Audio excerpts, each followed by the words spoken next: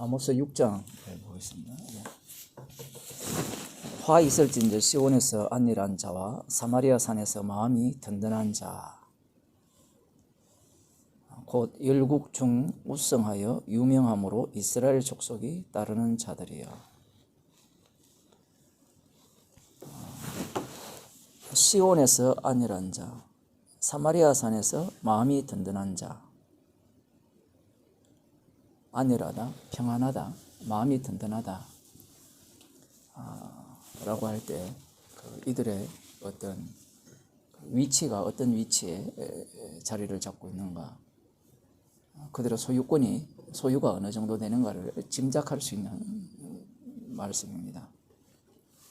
시온이라고 하면 남유다고, 사마리아 산이라고 하면 북이스라엘을 두고 지금 말씀하고 계십니다. 이들은 이스라엘 족속이 따르는 자들입니다. 이렇게 말씀하시는 이유는 그 앞부분에 보면 열국 중 우승하여 유명함으로, 열국 가운데 있는 사람들과 비교하여도 결코 뒤처지지 않고 뛰어난 사람들이다라는 겁니다. 그러니 이스라엘 족속이 따르는 자들이다. 모두 이스라엘이라고 할 때는 방금 이야기했듯이 시온과 사마리아, 남유다와 북이스라엘 모든 사람들이 따르는 자들, 되고 싶은 자들, 그들이 뭐라 할까요? 꿈꾸는 그 삶의 모습을 보이는 자들입니다. 그러니까 그들만, 그 시온에서 안일한 자, 사마리아 산에서 마음이 든든한 자, 이들만 그러한 것이 아니라 남유다나 북이스라엘 백성 모두가 다 마음이 그 든든한 자가 되고 싶어하고 그 안일한 자가 되고 싶어하는 겁니다. 안정적인 삶을 살고 싶은 거예요. 그리고 권세를 마음껏 부리고 싶은 그러한 마음을 남유다나 북이스라엘 백성들이 모두가 갖고 있는 겁니다. 너희는 갈레에 건너가고 거기서 대하마스로 가고 또 블레셋 사람의 가드로 내려가 보라. 그곳들이 나라들보다 나으냐? 그 토지가 너희 토지보다 넓었냐? 이 얘기를 하시는 이유가 뭐냐라고 할 때, 이들이 원래 본받고 따르고 싶었던 그 열국들입니다. 이스라엘 백성들이 왕을 요구할 때 열왕처럼 왕을 달라는 겁니다.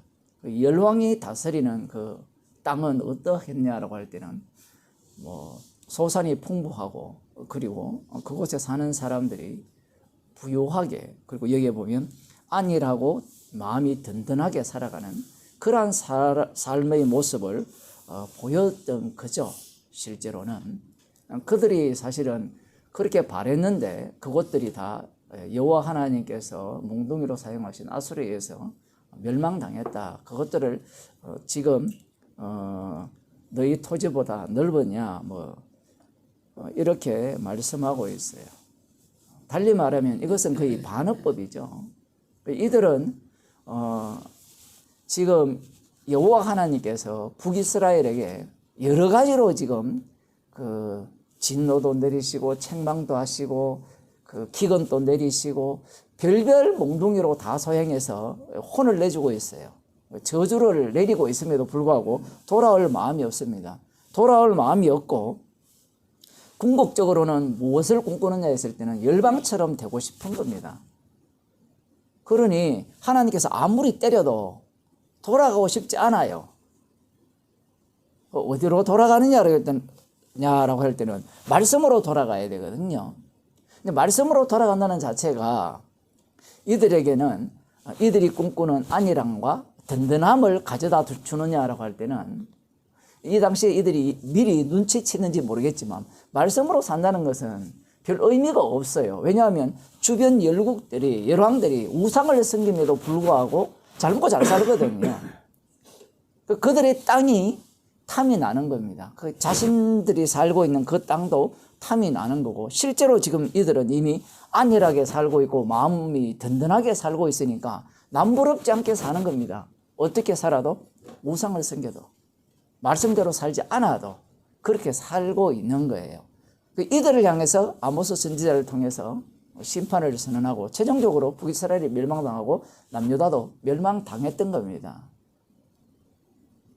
이러한 사실을 지금 우리가 보고자 하는 요한복음 그 1장에 등장하는 인물들, 예수님께서 예수님을 따르는 제자들, 이들의 사고방식 속에 이 말씀이 담겨 있다라는 거예요.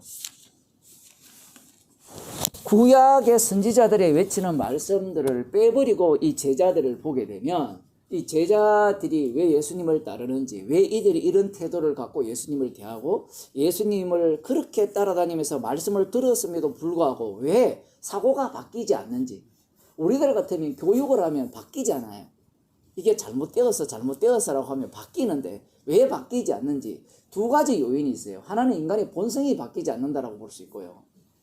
이 인간이 원래 갖고 있던 이 아담이 준 하나님과 같이 되고자 하는 마음이 바뀌지 않는 것도 있고요. 또 하나는 말씀 때문입니다. 이것이 플러스가 돼서 시너지 효과를 발휘하는 거예요. 예수님께서 말씀하시는 모든 내용이 이들 귀에 들어가는 순간 이 두 가지 요인이죠. 하나님과 같이 되고자 하는 마음과 하나님께서 약속하신 말씀을 이렇게 결합하여서 예수님의 말씀을 이해하고 받아들인다라는 사실입니다. 그러면 이들이 꿈꾸는 것이 무엇이냐라고 할 때는 이 당시에는 메시아 왕국이죠. 지금도 마찬가지입니다. 이 세상 모든 사람들이 꿈꾸는 세상이 메시아 왕국이에요. 메시아라는 것이 다른 게 아니잖아요. 구세주. 구세주로 하면 기독교에만 있는 것이 아닙니다. 불교에도 있죠. 불교에서 구세주는 누굽니까? 미륵불이거든요. 그 미륵불의 사상을 연구해 보면 똑같아요. 구세주가 오는 겁니다. 구세주가 와서 이 세상을 구원한다는 거예요. 그럼 이 세상을 어떻게 보느냐라고 할 때는 구원받을 세상으로 보죠. 그러한 식으로 불교에도 있고 다른 종교에도 다 있고요. 그리고 인간의 마음속에는 다 구세주를 바라고 있고 갈망하고 있습니다. 주님께서 구세주를 보낸다라고 했을 때는 그냥 보내는 게 아니에요. 우리가 성경을 볼 때 그 특이한 상황들을 많이 볼 수 있잖아요. 어떤 것들을 볼 수 있는가 하면 하나님께서 일을 하실 때 인간들이 갖고 있는 내용물을 갖고 들어온다는 사실이에요. 제가 얼마 전에 그 리브가 집안이 그 라반, 그 오빠가 라반이죠. 라반과 그의 아버지, 엄마가 그 여호와 하나님을 믿고 있어요. 당시에. 그 여호와 하나님을 믿고 있다는 것은 여호와 하나님 자체가 어떤 분인지 알 때는 그건 의미가 없습니다. 간단해요. 우리가 여기에서는 상제라고 하잖아요. 하나님을 상제라 하잖아요. 상대라고 하잖아요. 그럼 상대라는 것이 저 사람도 상대 이렇게 기도합니다. 그러면 예수 믿는 사람들도 상대 기도하죠. 같아요. 같은데 내용이 다르죠. 마찬가지입니다. 이미 그 창세기 4장입니까? 거기에 보면 그 아벨 대신 셋을 주셨죠. 거기에 보면 그래서 그때 당시에 이들이 벌써 여호와의 이름을 불렀더라라고 말씀하고 있습니다. 그 창세기 4장에 보면 셋도와 아들을 낳고 그 이름을 에노스라 하였으니 그때의 사람들이 비로소 여호와 이름을 불렀더라. 아벨 대신에 셋을 주셨고 셋이 누구를 낳았는가 하면 에노스를 낳았어요. 에노스를 낳은 이후에 이들이 여호와를 불렀다라고 하는 거예요. 그럼 여호와를 불렀다고 했을 때 우리들은 워낙 믿음이 좋아가지고 이들이 제대로 된 여호와를 불렀다라고 생각할 수 있잖아요. 그런데 출애굽기에 보면 여호와로 알려준 때는 아브라함에게가 아니라 모세 때의 여호와라고 여호와 하나님 자신을 소개해요. 그러면 아브라함 때는 어떻게 자신을 계시하셨냐라고 하실 때는 전능한 하나님으로 계시하셨다는 거예요. 이것은 어떤 의미를 갖고 있는가 하면 당시에 그 아브라함부터 시작해서 그 전까지 모든 사람들이 하나님에 대한 그 인식은 전능한 하나님입니다. 욥기를 봐도 전능한 하나님이에요. 그럼 전능한 하나님이 어떻게 여호와 하나님이 되느냐? 그것은 하나님께서 일을 하심으로 말미암아 전능한 하나님을 여호와 하나님 속으로 이렇게 집어넣어 버려요. 그럼 이 당시에는 여호와 하나님을 모르죠. 그러면 창세기 4장 그 26절에 나오는 여호와 이름을 불렀다라고 했을 때 사람들은 이것을 어떻게 이해하느냐라고 했으면 이들이 여호와 하나님을 불렀으니까 구원받았지 않았느냐. 자꾸 구원론으로 들어가기 시작하는 거예요. 성경은 기독론입니다. 예수님이 어떤 분이냐. 십자가이신 예수님이 주님임을 증거하는 게 성경이에요. 그러면 여기에서 이들이 여호와를 불렀다라고 했을 때 그 이후에 진행되는 과정을 보면 여호와를 불렀는데 개판이 되죠. 독특하죠. 여호와를 불렀는데 먹고 마시고 시집가고 장가가고. 그럼 이 범주에서 벗어날 인간이 아무도 없죠. 아무도 없습니다. 그리고 그들은 육체가 되어버렸어요. 그야말로. 여호와 이름을 부르는데 그들이 그 다음 그러면 안 불렀느냐라고 물으신다면 그 다음에도 불렀어요. 하나님이라는 것은 변함이 없습니다. 옛날부터 그리스 로마 신화에 보면 신들이 다 나오잖아요. 고대에도 신들이 다 있잖아요. 중국에도 다 신들이 다 있잖아요. 없는 신이 어디 있어요? 복희씨도 신 계열 아닙니까 원래? 그지? 복희 몰라요? 그 황제의 8황제입니까? 그 중에 하나입니까? 복희씨 무엇이 있잖아요. 농기구를 이렇게 전해준 몰라요? 예. 상제 이야기하면서 황제 이름이 나올 때는 그 황제가 진시황이 황제를 쓰기 전에 이전에 그 내용들이 있잖아요. 그 이름 4명인가 했던 그걸 갖고 와서 그걸 갖고 와서 이제 이름을 지은 거 아닙니까? 다 신들이 다 있어요. 그리고 천지창조한 신들이 다 있잖아요. 그렇죠? 뭐 자기 뭐 눈을 빼가 만들었는지 뭘 했는지 신들이 다 있어요. 모든 나라에. 그리고 그 신은 그냥 신이에요. 우리야 지금이야 이름을 그렇게 부르지만 그 당시에 이름은 그 이름이 다잖아요. 그걸 오늘날로 부르면 신이죠. 뭐 별거 있습니까? 물론 이름이라는 것을 부를 때는 그 이름에 걸맞는 내용이 항상 담기게 되죠. 독특한 것은 사람이 이름을 지음으로 말미암아 그 신은 사람이 지은 이름 속에 갇혀져 버리죠. 재밌는 겁니다, 이 신들이. 어쨌든 이 여호와의 이름을 불렀다라 했을 때 여호와의 이름을 누가 먼저 부르는가 하면 인간들이 먼저 불러요. 먼저 부르는데 여호와 하나님이 여호와 하나님으로 나타나요. 독특하게 일을 하시죠. 왜냐하면 죄가 없으면요 언약이라는 것이 성립이 안 돼요. 왜냐하면 언약 자체는 피가 먼저거든요. 어린 양의 피가 먼저이기 때문에 죄가 들어와야 돼요. 그러면 창세전에 무엇이 먼저 있었습니까? 십자가가 먼저 있었죠. 십자가 사건을 증거하려면 뭐가 나타나야 돼요? 죄가 나타나야 되죠. 그러면 죄가 나타나는 방식이 여호와의 이름을 먼저 부르게 하는 겁니다. 여호와의 이름을 불렀을 때 여호와가 나타났을 때 이 여호와에서 여호와로 가려면 인간의 죄가 여기 깔리고 여호와에서 여호와로 참 여호와로 가려면 여기에 무엇이 들어갑니까? 하나님의 희생이 들어가는 거예요. 하나님께서 일하시는 방식이 이런 방식이에요. 그래서 인간들은 여호와 이름을 부르는 겁니다. 부르고 이 아브라함도 마찬가지죠. 전능한 하나님을 알고 있고 여호와를 알고 있죠. 어떻게 여호와를 아느냐라고 할 때는 이 라반이 여호와를 믿고 있었잖아요. 물론 이렇게 추론할 수 있죠. 여호와께서 불렀다. 그 갈대아 우르에서 불렀을 때 이들도 갈대아 우르 하란 쪽에 살고 있으니까 지금 라반이 하란으로까지 같이 왔다라고도 뭐 볼 수 있는데 나홀이 어떻게 됐는지는 모르겠지만 어쨌든 그 여호와라고 생각했는데 이 여호와를 들여다보니까 그냥 우상과 다르지 않아요. 똑같아요. 그 라반과 그 식구들이 리브가가 시집갈 때 1000만인의 어미가 될 것이요 대적의 문을 얻을 것이다 이렇게 축복을 하잖아요. 그 축복 자체가 이게 여호와 하나님께로 말미암았느냐 안 그러면 그들이 말하는 여호와께로 말미암았느냐 이걸 따져줘야 돼요. 따져주지 않으면 그냥 삼손 라본도 여호와를 알았다 여호와 하나님을 알았다 믿었다 이렇게 돼버려 논리가. 그런데 언약은 아브라함 중심입니다. 나중에 우리가 성경에서 아람이라는 군대 알죠? 아람 열왕기 상하에 등장하는 아람군데 그 아람의 조상이 이쪽에 있어요. 라반 쪽입니다.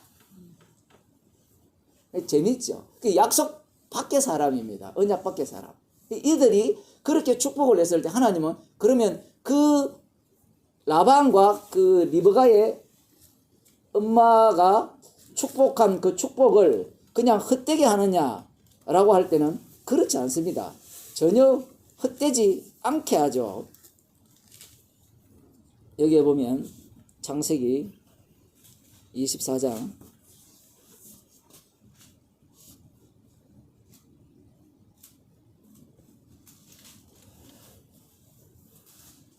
그 버두엘이 그 리브가의 아버지죠.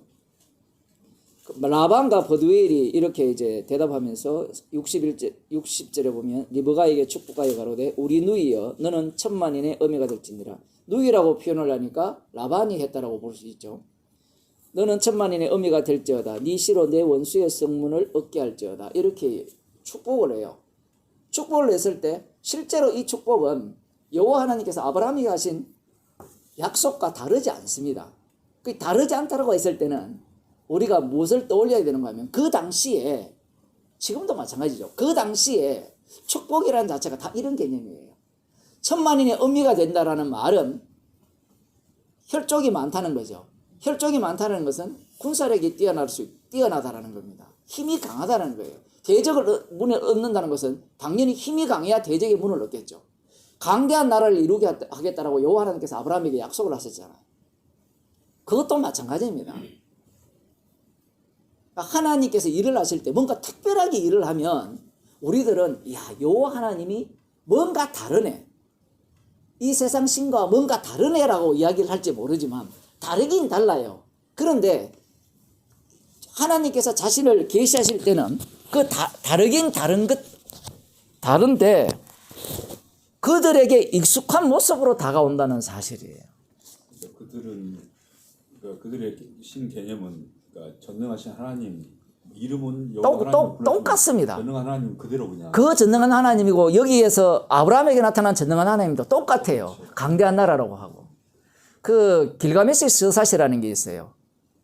길가메시 서사시라는 것이 있는데 그게 이제 갈대아 우르 부근에서 나온 그 하나의 그 재밌는 이야기예요. 이야기를 시로 풀어낸 이야기입니다. 길가메시라는 영웅인데 거기에 보면 그가 영생을 얻기 위해서 찾아가다가 영생을 얻는 식물을 얻기 찾아가다가 그 진시황도 그 영생 쪽으로 찾아갔잖아요. 길가메시 서사시를 읽었는지 모르겠어요. 그 당시에. 진시황은 BC 한 몇 년도입니까? 202년 기원전 얼마예요? 200전이죠. 202년입니까? 200전이지. 그러니까 그쯤 되죠. 하여튼 그 전이죠. 뭐 5세기로 치면 근데 길가메시 서사시는 BC 한 1500년 되는 거예요. 15세기 정도 되거든요. 1500년이 넘어요. 표현을 하면. 자, 그 사람이 이제 그 영생 쪽을 찾아가다가 그 어떤 사람을 만났는데 그 사람 이름을 제가 정확하게 모르겠는데 그 사람이 어떤 사람인가 하면 홍수 심판을 견뎌서 살아난 사람이에요. 홍수 심판을 견뎌서 영생을 얻은 사람이에요. 그래서 영원히 사는 사람입니다.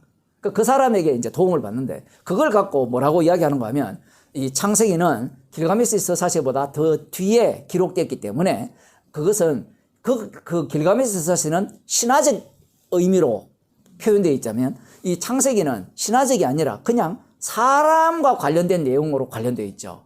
그래서 이 창세기가 훨씬 수준 낮은 이야기라는 겁니다. 시대적으로 훨씬 뒤떨어진 이야기라는 거예요. 공부 좀 한 사람들은 다 그렇게 이야기를 해요.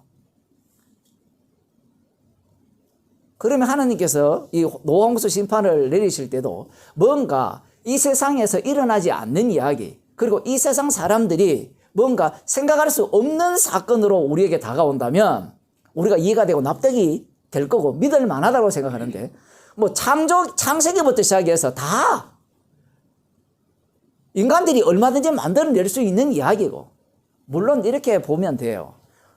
원래 인간이 그 아담이 후손이기 때문에 그들 속에 이 창조 신화가 들어있을 수도 있습니다. 그렇게 보는 것이 더 정확하고요. 홍수 심판도 마찬가지죠. 홍수 심판이 길가메시보다 훨씬 빠르거든요. 그런 상태에서 보게 되면 홍수 심판을 다 겪었기 때문에 그러한 이야기를 할 수 있고 홍수라는 것은 각 지역에 언제나 있을 수 있는 내용이잖아요. 우리도 홍수 다 당하잖아요. 그러면 옛날에야 뉴스가 없잖아요. 각 지역마다 지역이 홍수로 심판 다 당하면 세상이 멸망당한 거예요. 노아 홍수는 그와 다르죠. 전 세상이 멸망당한 그 세계인데 어쨌든 그런 식으로 사람들이 이야기를 하는 겁니다. 그러다 보니까 성경이란 자체가 특별한 게 아니라는 거예요. 그러면 사람들이 교회만 다니다가 성경이 특별하다고 하다가 그런 이야기를 들으면 당황하죠. 아, 성경보다 더 오래된 책이 길가메시 사실 이런 것들인데 그런 것들을 보면 더 당황할 수밖에 없고 이거 뭐 성경이 진리가 아니네. 그래서 교회 떠난 사람이 많아요. 나름대로 똑똑하다는 사람들이. 하나님께서 일을 하실 때 좀 특별한 방법으로 일을 하면 좋은데 특별하지 않게 일을 한다는 사실입니다. 지금 여호와 이야기를 했는데 여호와라는 것이 우상인데 그 우상의 이름을 하나님이 그대로 갖고 와요. 갖고 오셔서 그 우상을 깨버리죠. 깨고 참 여호와를 계시하는 겁니다. 그 참 여호와는 죽임당한 어린 양이 참 여호와가 되거든요. 나중에 주님이 된단 말이에요. 선악과를 따먹은 인간들에게 신은 죽었다가 부활한 신은 없어요. 그 죽음을 갖고 구원하는 신은 없어요. 죽음을 갖고. 그 피를 갖고 심판하는 신은 없습니다. 그런 식으로 주님이 이 땅에 오시는 겁니다. 그래서 지금 이 요한복음 1장에 나오는 이들이 오늘 우리들이 볼 본문이 이튿날 예수께서 갈릴리로 나가려 하시다가 빌립을 만나 이르시되 나를 쫓으라 하시니 빌립은 안드레와 베드로의 한 동네 베세데 사람이라. 여기에서는 예수님이 그 빌립을 이렇게 부르시죠. 그 부르실 때 그 빌립이 쫓는 이유는 뭐 간단한데 그 뒤에 보면 나다나엘을 찾아 이르되 모세가 율법에 기록하였고 빌립이 곧장 이야기하죠. 여러 선지자가 기록한 그 일을 우리가 만났으니 요셉의 아들 나사렛 예수니라.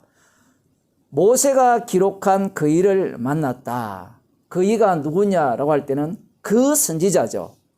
이들의 입장에서는 그 선지자. 나와 같은 선지자 하나를 세울 것이라. 지금 이 얘기와 요한복음 6장과 연결되죠. 만나를 내린 모세, 그 물고기 2마리와 보리떡 5개로 장정 5,000명을 먹이신 예수님, 이렇게 연결이 되는데 지금 이들이 누구를 믿고 있느냐라고 할 때는 여호와 하나님을 믿고 있어요. 여호와 하나님을 믿고 있는 상태에서 여호와 하나님께서 보내신 메시아를 지금 믿고 있는 거예요. 이렇게 되면 이들이 생각하는 메시아는 여호와 하나님께 귀속된 분입니다.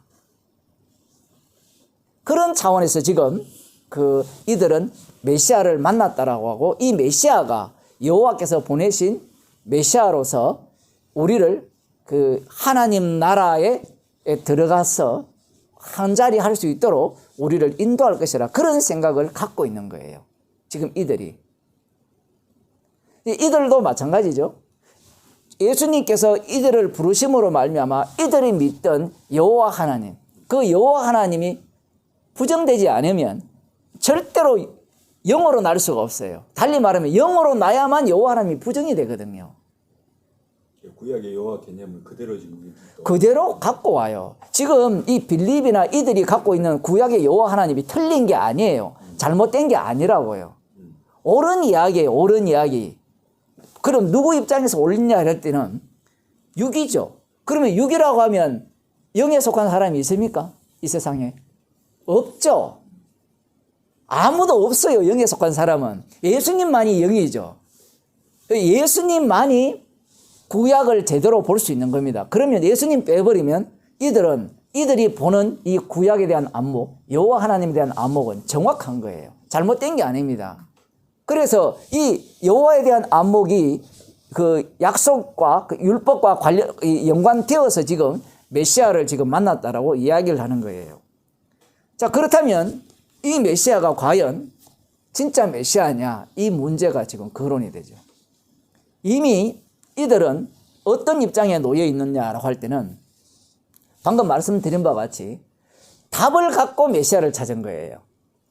예수님이 자신을 부를 때 빌립도 마찬가지죠. 부를 때 자신이 답을 갖고 예수님의 부르심에 응답한 거예요. 빌립이 그냥 백지가 아니에요. 불렀을 때 우리가 볼 때는 무조건 따라갔느냐라고 할 때는 사람이 무조건 따르는 경우는 없습니다. 지금 여기에서 예수님의 부르심과 따르는 이 관계를 보게 되면 이들도 나름대로 생각을 갖고 있고 따랐을 때 나에게 어떤 이익이 있는지 손해가 되는지를 다 따지게 돼 있어요. 지금 빌립이 이 나다나엘에게 예수님을 소개할 때도 마찬가지잖아요. 모세가 율법에 기록한 그 사람을 만났다. 나사렛 예수다라고 이 빌립이 지금 소개하고 있죠. 그 책을 한번 보겠습니다.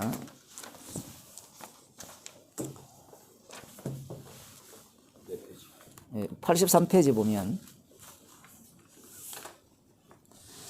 그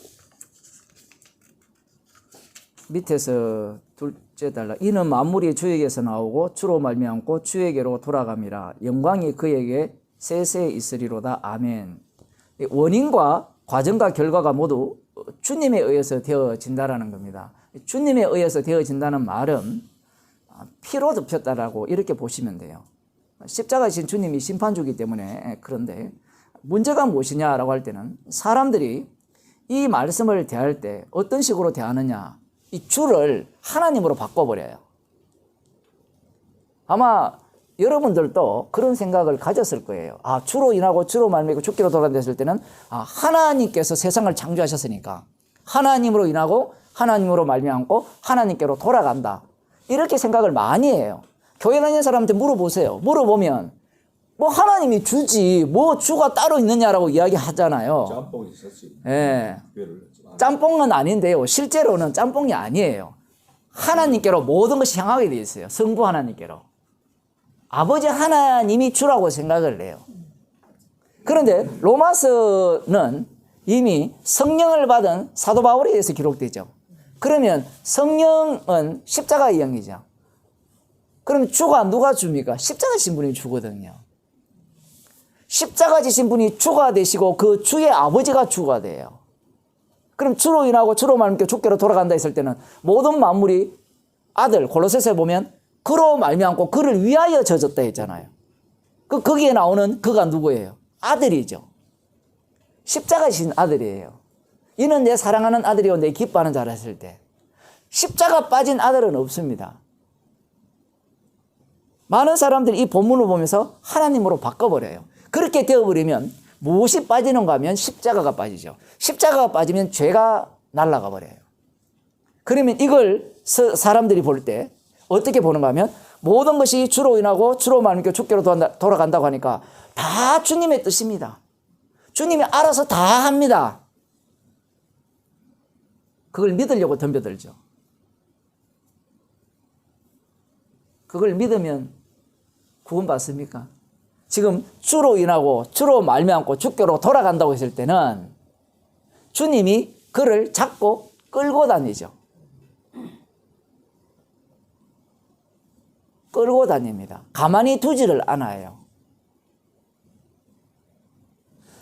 성경에 보면 죄가 드러나는 그 양상들을 보게 되면 반드시 이 사람과 사람이 만나는 가운데 일어나고요. 또 어떤 사건이 벌어지는 가운데 일어나요. 지금 여기에서 주로 인하고 주로 말미암고 주께로 돌아간다 했을 때 하나님이 다 하신다라고 할 때 그때는 무엇이 나오지 않는 거면 죄가 안 나와요. 그런데 주로 말미암고 주로 인하고 주로 말미암고 주께로 돌아간다고 했으면 십자가이신 주님이 되어버리면 십자가를 증거하는 죄인이니까 주님이 그를 끌고 다니죠. 끌고 다닙니다. 끌고 다닌다고 했을 때는 인간이란 자체는요 가만히 있지 않습니다. 절대로 가만히 있지 않아요. 뭘 해도 뭘 하게 돼 있어요.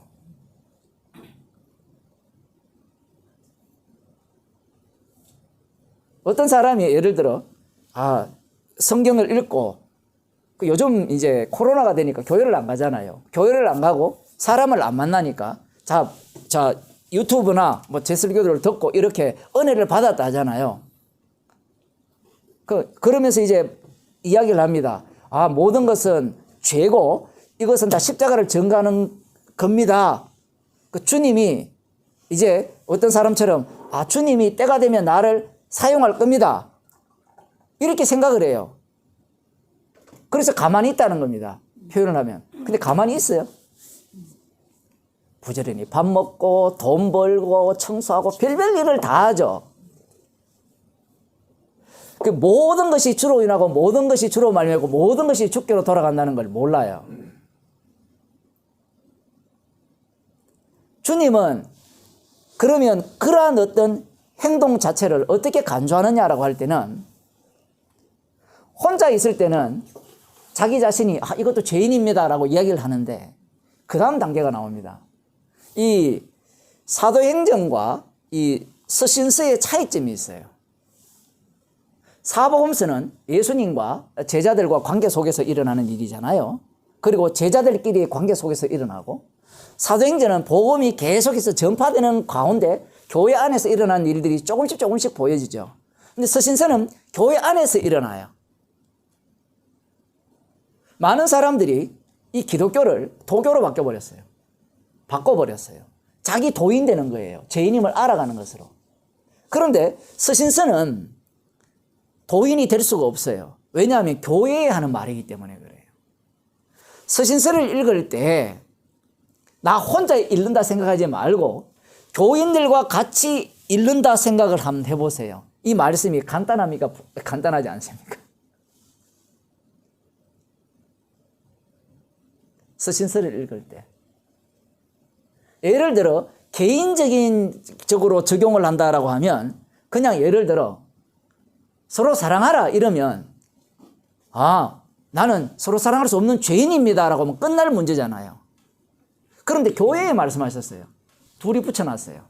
서로 사랑하라 하면 난 죄인입니다가 쉽게 될까요? 예를 들어 이게 귀한 건데 제가 깨버렸다 칩시다. 깨기 전까지는 뭐 서로 사랑합니다, 죄인입니다 이야기하지만 깨보면 어떤 상황이 발생하는가 하면 서로 사랑하면 날아가죠. 제가 예를 이렇게 드는 거예요. 실제로 그렇거든요. 사람들이 자기 혼자 집구석에 앉아있을 때는 진짜 성령 충만해요. 그런데 사람들이 성경을 보는 안목 자체가 다 어떻게 보는가 하면 주님은 불러내어 가지고 십자가를 전가하는 증인으로 만들었거든요.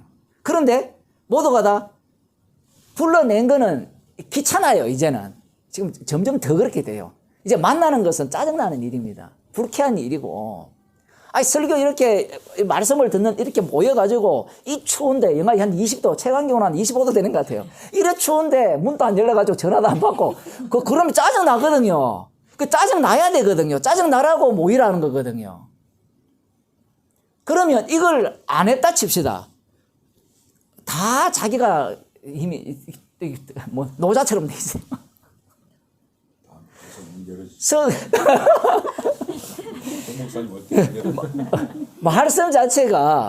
말씀 자체가 나를 위해 있는 말씀이 아니에요.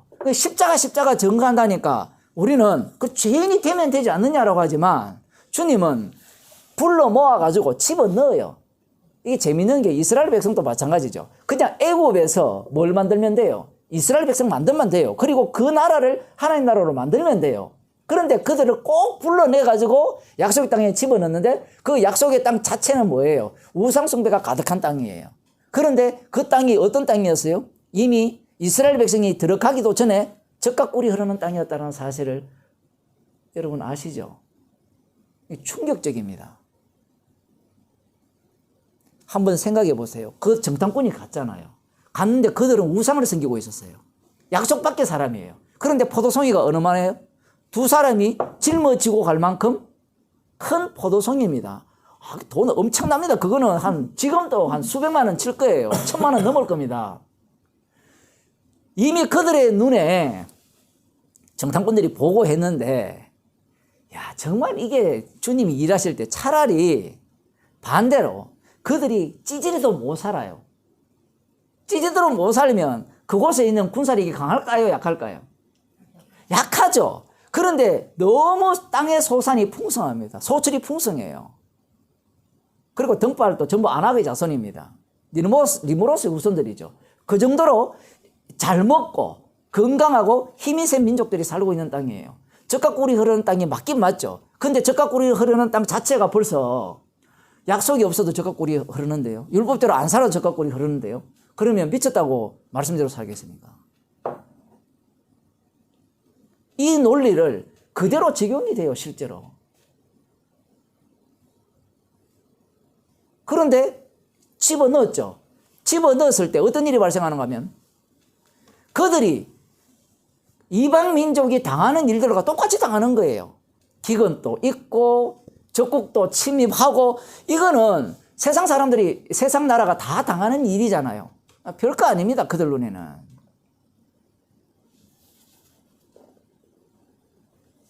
변별력이 없죠. 변별력이 없으니까 별 의미가 없습니다. 그런데 하나님은 그러한 자들을 끝까지 어떻게 부르짖을 때 어떻게 부르짖습니까? 출애굽기에 보면 하나님 언약을 기억하사 우리를 살려주세요 이렇게 부르짖다가 나오지 않아요. 하나님이 일방적으로 그들의 괴로움을 기억하시사 언약대로 약속을 이루시기 위해서 그들에게 응답을 하고 사사를 보내주는 겁니다. 그 속에 집어넣으니까 그들 속에서 무엇이 계속해서 뿜어져 나오느냐라고 할 때는 죄가 뿜어져 나와요. 그들은 약속의 땅에 살 자격이 없는 자들로 이렇게 밝혀지는 겁니다.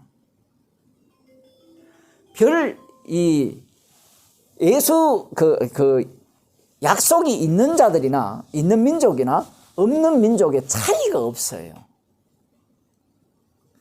확실한 차이가 있다면 하나님을 믿을 만하죠. 이 논리를 오늘날로 이야기하면 이런 겁니다. 사람들이 이런 논리를 펴죠. 십자가의 은혜를 알면 구원이 되잖아요. 이렇게 되든 저렇게 되든 구원이 되잖아요. 그러면 사람들이 뭘 선택할까요? 어차피 똑같으니까. 이렇게 되는 것은 내가 잃어버리는 자리고 저렇게 하는 것은 내가 얻을 수 있는 자리고 아까 아모스 6장에 나오듯이 내가 편안하게 거할 수 있는 선택이고 저렇게 하면 내가 편하지 않는 그러한 어떤 선택이 됐을 때 사람들이 뭘 선택하겠어요? 편한 걸 선택하겠죠. 그러면서 뭘 이야기합니까? 주님이 다 하시니까 구원하려면 구원하실 거다 이렇게 생각하죠. 지금 누가 주의 자리에 가 있어요? 만일에 주님이 그를 인도했다면 편한 자리를 선택한 것에서 죄인임을 끄집어냅니다. 이미 자기가 답을 갖고 있어요. 그러니까 자기가 하는 선택이 다 주의 일이 돼요. 그런데 주님의 일은 주님이 일을 하심으로 말미암아 그들을 죄인으로 만들어내면서 십자가를 자랑하게 만들죠. 이게 옆에서 보면 구경꾼은 비슷하죠. 구경꾼은. 그런데 제가 오후에 성경 볼 때 세탁기 속에 들어가 있다 했잖아요. 세탁기 속에 들어가 있는 사람은 구경꾼이 안 돼요. 이스라엘은 구경꾼이 아니에요. 언약에 휘말려 가지고 끌고 다니니까 뭐밖에 안 나는 죄밖에 안 나와요. 그들 나름대로 머리를 굴려도 안 돼요.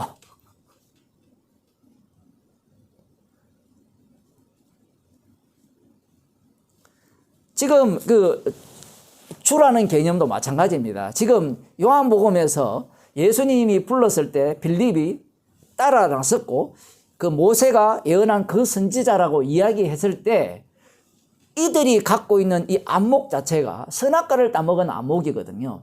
이렇게 이야기하면 유대인들은 섭섭하죠. 우리는 선악과를 따먹었지만 우리는 선택받은 민족이라는 거예요. 율법을 주셨고 약속도 주셨고 언약이 있는 백성이라는 겁니다. 그러하면 이 하나님의 말씀 자체, 약속 자체를 선악과를 따먹은 자들과 달리 본다라고 생각하는 거예요. 그렇게 생각하는 사람은 오늘날 교인들이죠. 오늘날 우리도 성령 받았다고 자기 전제해버리니까. 전제해버리죠. 네, 그러니까 이제 똑같은 거죠. 성령 받았다고 전제함에도 불구하고 성령을 받았다면 로마서 방금 읽은 이 말씀을 그런 식으로 읽으면 안 되죠. 그러니까 그 성령 자체가 가짜 성령이에요. 그 뒤에 한번 봅시다.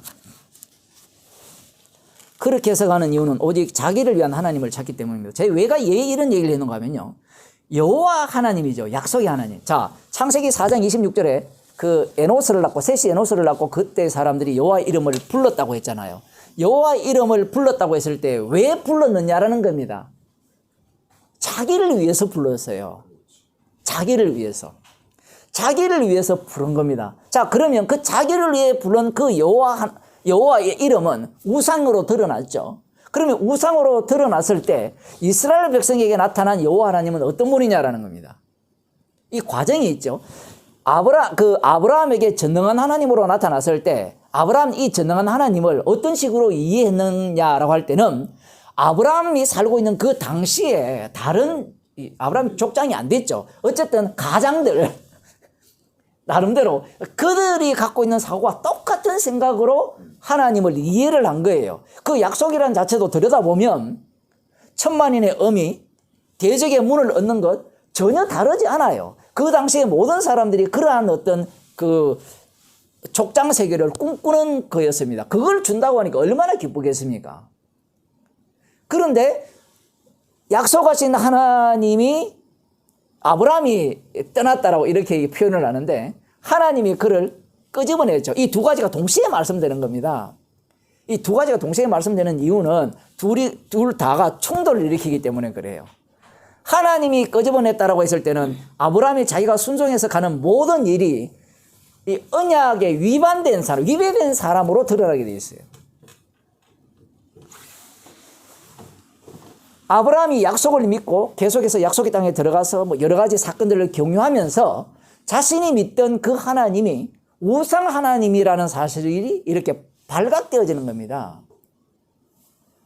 그러면서 진짜 여호와 하나님을 만나게 되는 과정이 지금 그 창세기에 이렇게 기록되어 있는 거예요. 우리는 아브라함이 처음부터 하나님을 잘 알아서 갔다 했는데 주님 쪽에서 주신 믿음이에요.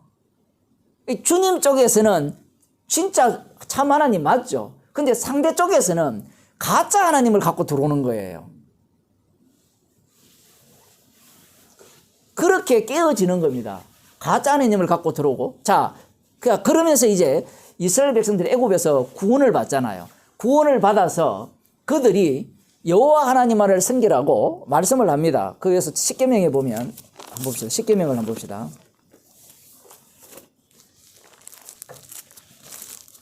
출애굽기 20장에 보면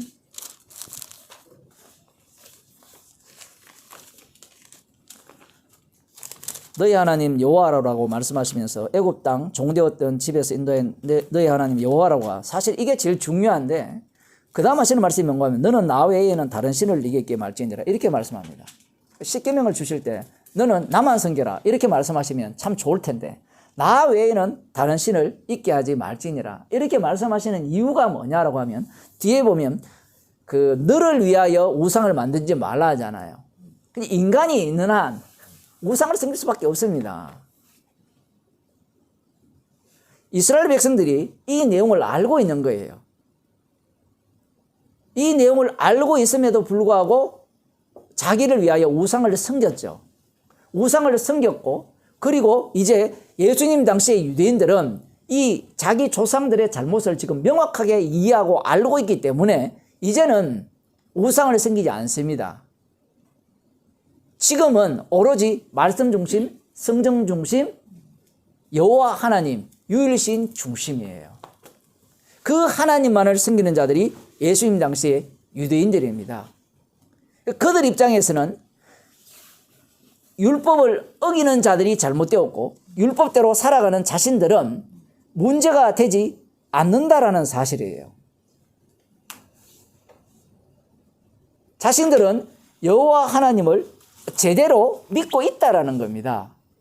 그런데 이들이 요한복음 자체가 그렇게 전개되어 있는데 나중에 이제 2장에 넘어가 보면 예수님께서 성전에서 이렇게 채찍을 만들고 그들을 쫓아내실 때 내 아버지의 집을 시장판으로 만들었다 이야기하거든요. 왜, 그거 나중에 좀 이야기했지만 왜 시장이라? 그 요한복음에서는 시장만 나오거든요.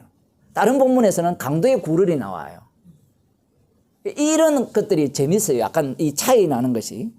그 2장 16절에 보면 여기서 가져가라. 내 아버지의 집으로 장사하는 집을 만들지 말라. 장사하는 집을 만들지 말라. 이렇게 표현하는 이유가 요한복음 전체와 관련되어 있습니다. 그 유대인들이 왜 여호와 하나님을 믿고 섬겼느냐라고 할 때는 그들이 영생을 얻기 위해서 여호와 하나님을 믿었고, 영생은 무엇과 관련되어 있는 거면 이 땅에서 잘 먹고 잘 사는 것과 관련되어 있어요. 성전에서 열심히 제사 드리는 이유가 뭐냐? 먹고 살기 위해서 그래요. 그래서 장사하는 집으로 만들었다라고 예수님이 규정을 합니다. 그런데 그들 입장에서는 아무리 그렇게 이야기를 해도 자신들이 하는 일들이 정당하죠.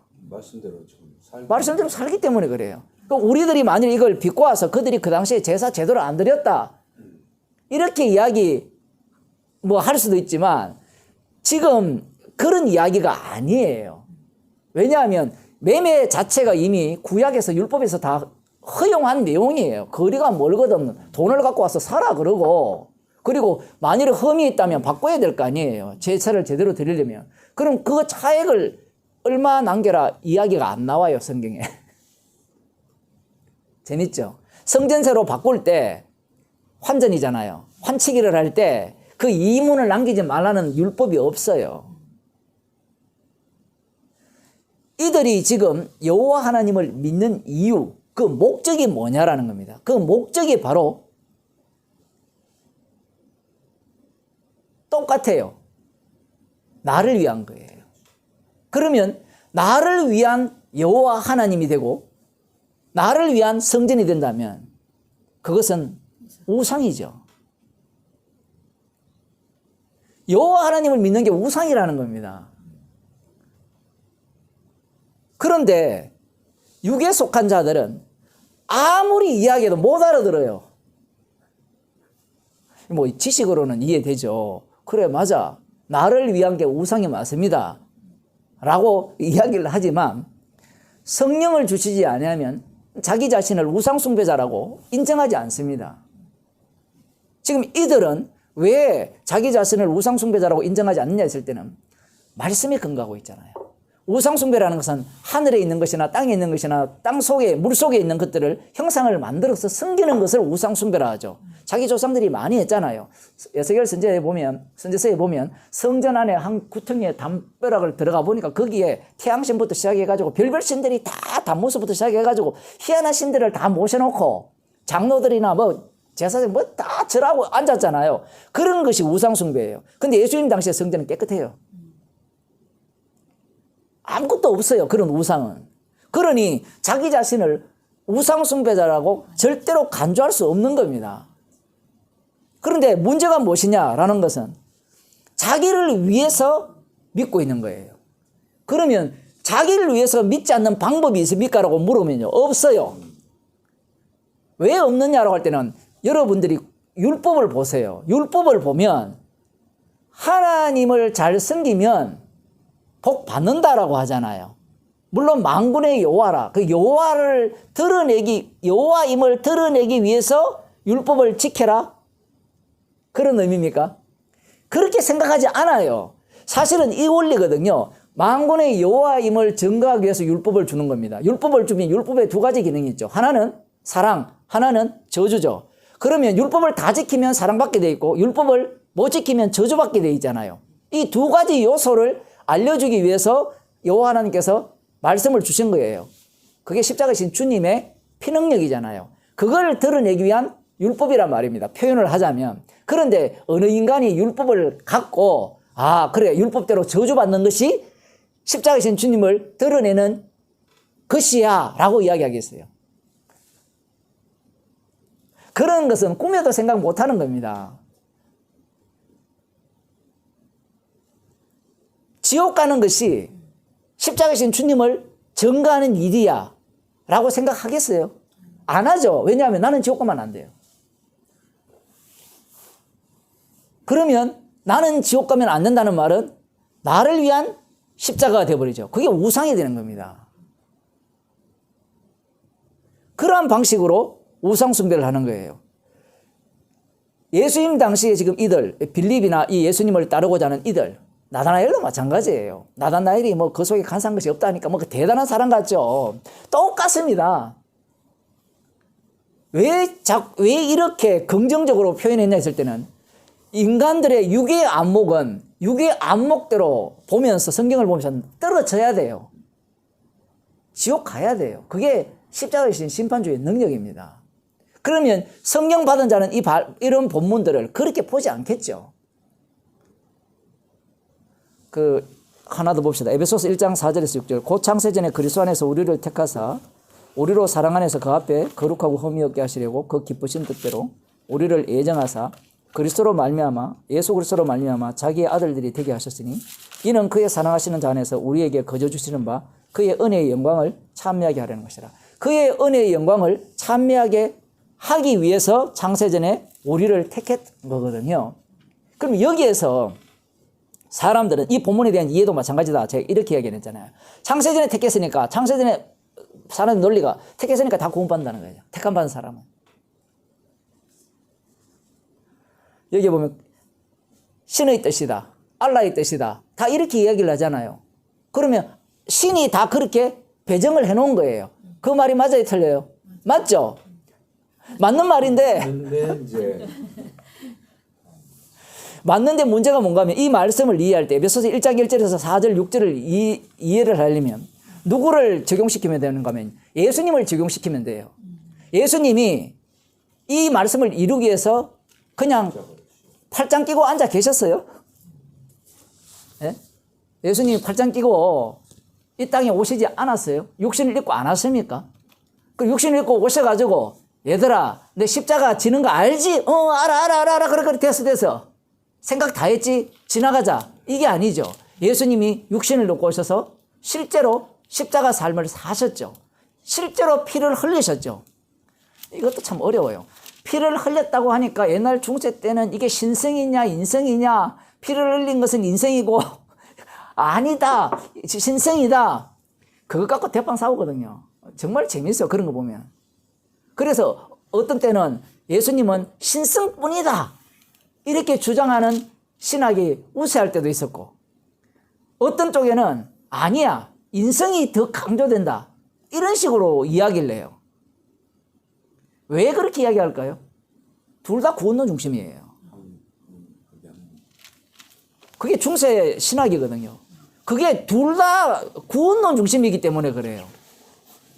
그냥 말씀대로 하나님의 아들이 이 땅에 오셔서 육신을 입고 십자가에 못 박혀 죽었습니다. 그러면 신성이냐 인성이냐 따질 문제가 아니라 죄인 중에 개소가 되죠. 성령이 없으니까 계속해서 이 자기들이 이해하는 방식으로 분해와 분석을 하죠. 분해 분석을 정확하게 제대로 하면 구원을 얻을 수 있지 않겠느냐. 선악과 따먹었으니까 방법이 없죠. 성령을 못 받았으니까. 아예 기독교 자체가 전체 종교가 되었잖아요. 그러니까 구원 얻는 비법을 알려주는 겁니다. 예수님의 신성을 믿어야 돼요. 예수님의 인성을 믿어야 돼요. 삼일체를 믿어야 돼요. 그런 것들을 그 교리들을 계속해서 가르쳐 주는 거예요. 그런데 이스라엘을 보세요. 이스라엘은 어떻습니까? 하나님께서 나 외에는 다른 신을 섬기지 말라 해놓고 가만히 뒀어요. 데리고 다니죠. 마찬가지입니다. 약속의 땅에 들어갔을 때도 마찬가지죠. 환경이 변하죠. 그들이 홀로 가만히 살 수가 없어요. 사람은 홀로 살 수가 없어요. 사회적 동물이기 때문에 사람은 항상 사람과 관계를 맺고 살죠. 관계를 맺고 사는 가운데 자기들이 본성들이 그렇게 막 나오는 겁니다. 이 십계명을 주셔놓고 끝이었어요. 아니죠. 십계명을 주셔놓고 광야에서 계속해서 몰아가면서 약속의 땅에 집어넣잖아요. 그리고 주변에 세력들을 가만히 둡니까? 가만히 두지 않죠. 지금도 마찬가지죠. 가만히 두지 않잖아요. 모든 나라가 가만히 두지 않다든지 5명 이상 모이지 말라 그러고 어쩌고 저쩌고 이런 얘기를 막 하잖아요. 가만히 두지 않습니다. 두지 않는 그 상황 속으로 주님이 몰아넣어 가지고 이 말씀의 의미를 그대로 뽑아내는 거예요. 이 창세전에 그리스도 안에서 택하사 그 기쁘신 뜻대로 예정하사 예수 그리스도로 말미암아 자기의 아들들이 되게 하셨으니 아들들이 되게 하셨다는 것에 대해서 사람들은 좋아하죠. 아들이 되었다면 어떻게 되어야 돼요? 예수님이 아들이잖아요. 죽었잖아요. 고난받았잖아요. 미움받았잖아요. 지금 그 모습이 그 거저 주시는 바 그의 은혜의 영광을 찬미하는 모습이에요. 사도 바울이 이 편지를 썼잖아요. 그럼 사도 바울에게 그대로 적용하면 아들이 되게 하셨죠. 예수님이 친히 찾아오셔서 아들을 만들어서 누구의 정인 만들었어요? 자기 정인이 아니라 주님의 정인을 만들었죠. 여기에서 아까 얘기를 조금 더 하면 사람들은 이 복음 자체를 자꾸 개인화시켜요. 그래서 나 죄인이면 된다라고 생각해요. 그게 로마서 7장 이야기죠. 그죠? 로마서 7장 오호라 나는 공고한 사람이라. 그런데 거기에 주님은 머무른 것이 복음이 아니에요. 거기에 머무르면 절대로 십자가 사건이 안 일어나요. 예를 들어 예수님이 마귀와 싸웠죠. 마귀와 싸웠죠. 이겼어요. 그럼 광야에 가만히 계시면 십자가 사건이 일어납니까? 주님은 우리의 수를 다 알아요. 인간은 자기 구원 중심이기 때문에 자기 몸이 이렇게 괴로움 당하거나 미움 받는다거나 불쾌한 것은 용납하지 못해요. 그래서 십자가 복음 자체도 자기 구원으로 다 바꿔버리는 겁니다. 구원파의 종류가 여러 가지라 했죠. 십자가 피로 다 구원했으니까 이제 내가 하는 모든 일들이 죄가 안 되고 주님이 축복을 주기 위한 하나의 모든 과정이라 이렇게 해석을 하는 경우도 있지만 방금과 같이 난 죄인종이겠어요. 다 구원받아서. 그럼 나머지는 몰라요. 나머지는 몰라. 그렇게 사셨죠. 그죠? 사실은 몰라가 아니고 지 맘대로 살았죠. 탐욕을 채우면서. 근데 그 내부적인 그 내 속에서 일어나는 그 싸움이 어디로 나오는가 하면 지금 이 서신서들을 보면 바울이 교인들과 치열하게 싸우죠. 독특하죠. 싸울 필요가 뭐가 있어요? 아니, 내가 구원받았는데 왜 싸워요? 그 싸움이 일어날 때 그 싸움이 일어나는 자리, 아까 내 속에서 내가 예수님을 죽이는 원수가 되죠. 그럴 때 여기에서 십자가 사건이 발생했죠. 그런데 이것이 외부로 뻗쳐나갈 때는 이것은 누구나가 견딜 수 있는 이야기예요. 절간에 다녀도 다 이야기할 수 있는 겁니다. 그런데 이것이 외부로 나갔을 때 그 바울의 대적자들이 싸움이 붙잖아요. 근데 이것이 대적자가 1차적으로 이 바울이 복음 전한 사람이라 봅시다. 먼저. 그 다음에 이제 외부로 가니까. 지금 예수님도 똑같아요. 제자들이 먼저 예수님을 핍박하고요. 그 다음 그 바깥에 있는 자들이 핍박하거든요. 그래서 지금 교인들과 사도 바울이, 복음을 들은 자들과 사도 바울이 충돌을 일으키잖아요. 이때 십자가 사건이 일어나는 겁니다. 그러면 바울은 홀로 있을 때는 오라 나는 공고한 사람이라 죄인 중에 개수를 했는데 붙어보니까 지가 가만히 있어요. 아, 됐다고 생각했는데 뭐예요? 나가버리니까 어떤 일이 발생합니까? 수많은 사람들과 부딪히게 되잖아요. 수많은 사람과 부딪히게 되는데 오라 나는 공고한 사람이라 그건 아무것도 아니에요. 내가 오히려 예수님을 계속해서 살해하는 자로 드러나죠. 복음을 전하면서. 복음을 안 전하면요 괜찮아요. 제가 어제 어떤 책을 읽었는데 이 관계를 잘하는 방법은 뭔가 하면 거리두기예요. 거리두기를 잘하면 사람들과 관계가 잘 형성돼요. 여러분들도 거리두기를 잘해야 돼요. 성도들과 너무 가까우면 안 돼요. 가까우면요 불쾌한 일도 일어나고요 기분 나쁜 일도 많아요. 다 공감하는 일이잖아요. 교회는 그렇게 해야 돼요. 그게 바로 마귀가 준 예, 그게 바로 마귀가 만들어준 교회상이에요. 그래서 그게 오늘날 교회에서 통하는 겁니다. 그래서 성도들끼리도 너무 치밀해지지 말고요 적당한 거리를 두라는 겁니다. 근데 성경은 뭐라 했어요? 형제가 동거의 삶이 얼마나 아름다운 거예요. 형제를 주님이 만들었죠. 주님은 그렇게 해버립니다. 거리두기 못하게 해요. 성도는 거리두기 못하게 해가지고 가깝게 이렇게 찢고 뽑고 싸우게 만들죠. 사도 바울이 거리두기를 했다면 그런 이야기 할 필요 없잖아요. 사도 바울뿐만 아니라 그 고린도 교회나 갈라디아 교회나 교회 안에 서로 사람들이 함께 있잖아요. 이들이 안 모인다면 부딪힐 이유가 없어요. 하나의 견해일 뿐이에요. 우리도 마찬가지잖아요. 제가 예를 들어 기복신앙을 전하는 사람이나 성화론을 전하는 사람, 목사들을 안 만나면 그들과 싸울 일이 없죠. 그러면 그냥 욕만 하고 아니요 하고 끝나는데 한번 부딪혀 보세요. 내 성질 다 나와요. 질문한다고 뭐라 하지 말아요. 질문하세요. 질문하세요. 아, 질문한다고. 아, 나 또 질문하신 줄 알았대, 지금. 뭐라 안 하면 내가 너무 또 훌륭한 사람이 될 수도 있으니까. 그건 또 비겁한 변명이고. 자, 그래서 나에서 그다음 교회로 불렀잖아요. 성도들로 불렀단 말이에요. 그 불렀으니까 이게 모임이 되기 시작하면 처음에는 괜찮아요. 처음에는 다 죄인 중에 개수이기 때문에 너무 좋아요. 은혜가 좋아요. 복음을 처음 들었을 때는 전화 좀 천천히 받아도요. 기뻐요. 아무리 추워도 기뻐요. 근데 좀 됐거든요. 사람이 그래요. 처음에는요.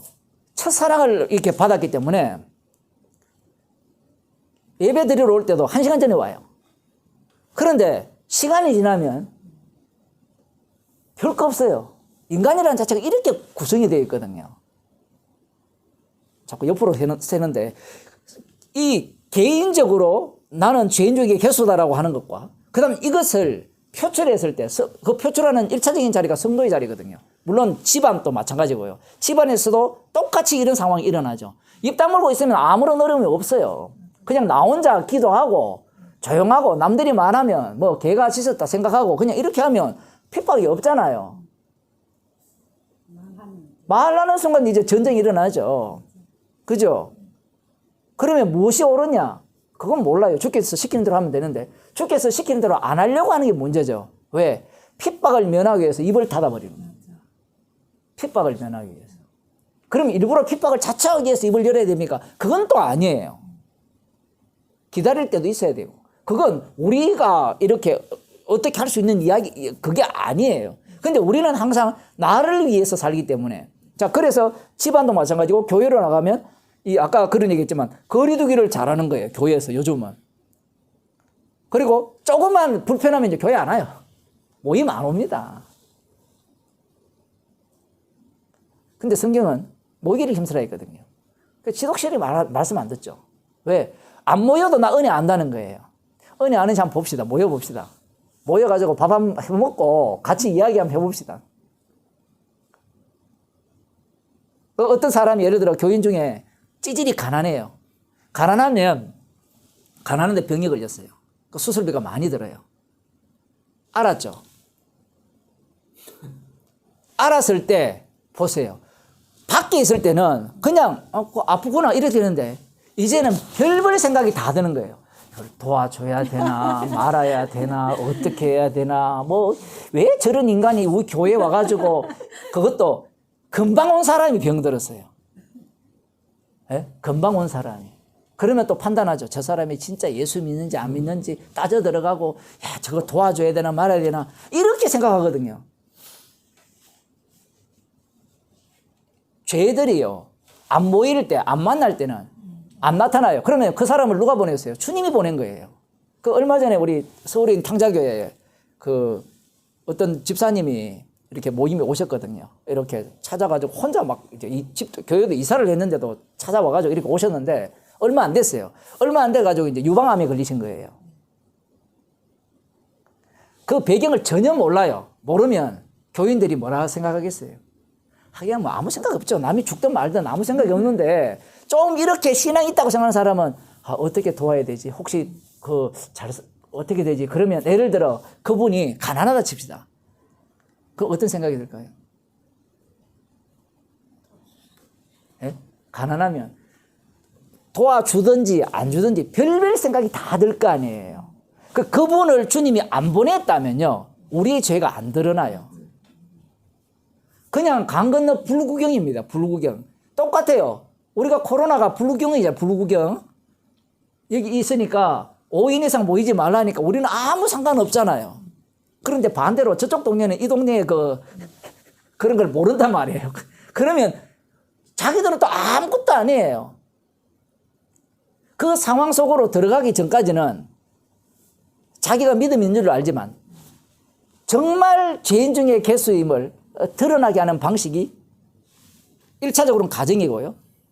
2차적으로는 교회죠. 물론 이 교체 작업을 하죠. 사실 가정이 깨지고 교회가 가정이 되잖아요. 형제 자매가 되는데 들어오는데 형제 자매의 특징이 뭐냐는데 우리가 생각하는 형제 자매는 서로 사랑하고 도와주고 용납하고 이게 다 들어있잖아요.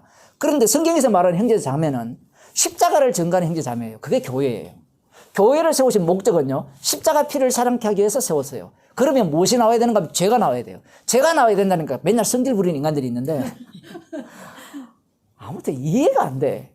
그 성질 부리는 지가 죄를 지으라는 얘기가 아니라 정말 자기가 생각지도 못한 것까지도 죄로 드러내게 하시는 거예요.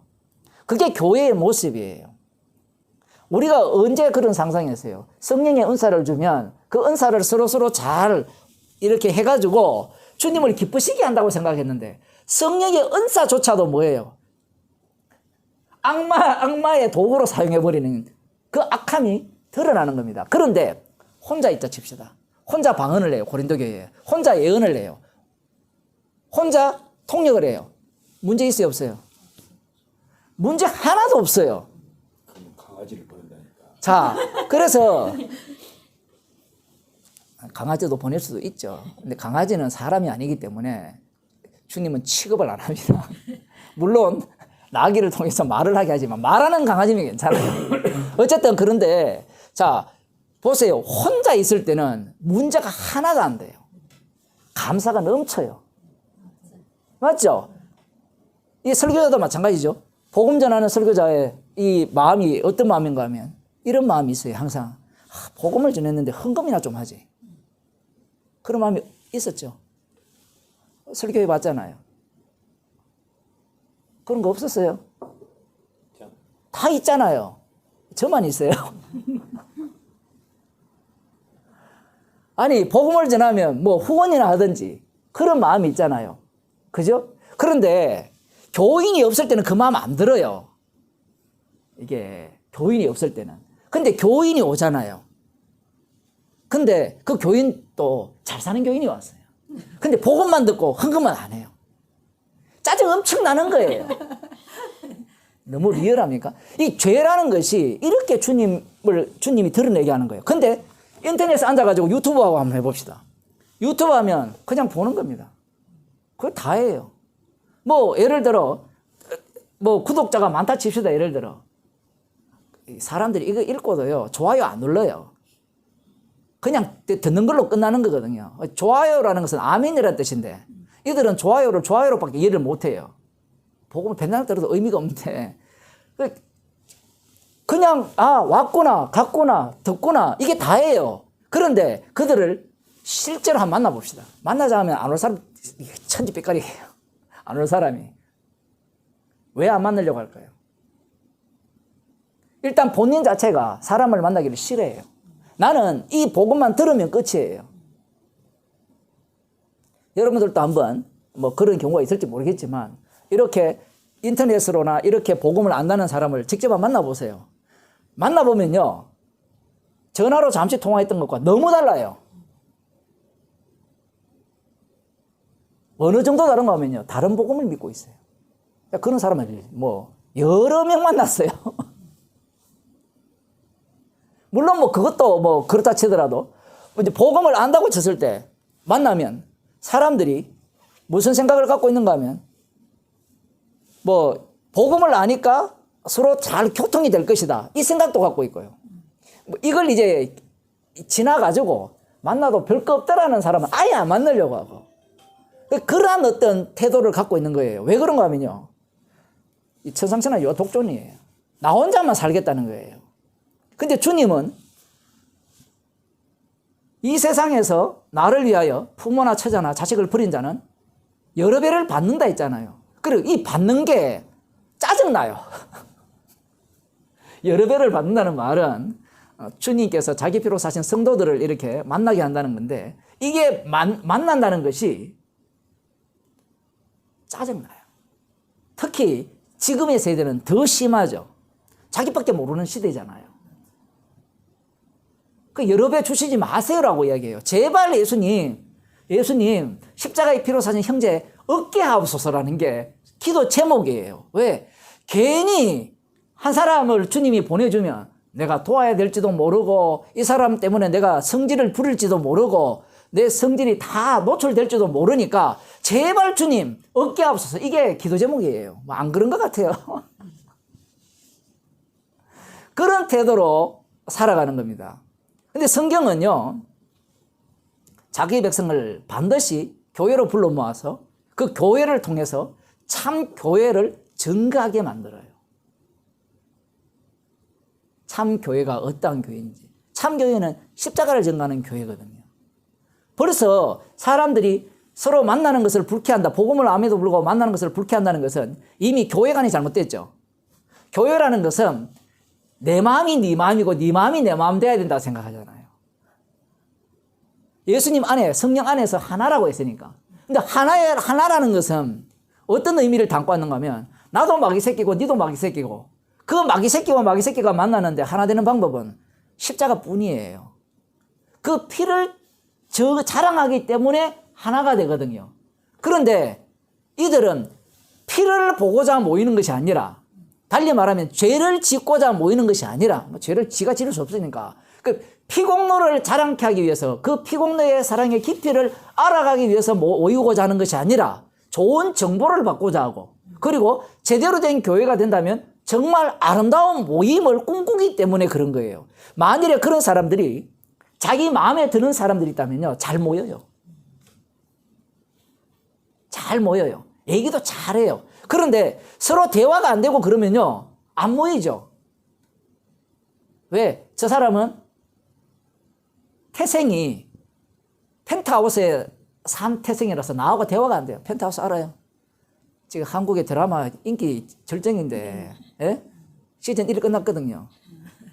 펜트하우스 레벨이든지 레벨이면 나하고 또 안 맞아. 나는 너무 가난하기 때문에 대화가 안 되기 때문에. 안 그러면 내가 이 사다리를 타고 올라갈 수 있으면 만나려고 하죠. 표현을 하자면 그런 겁니다. 반대로 펜트하우스에 사는 사람들은 가난한 사람들과 안 놀려고 하죠. 왜?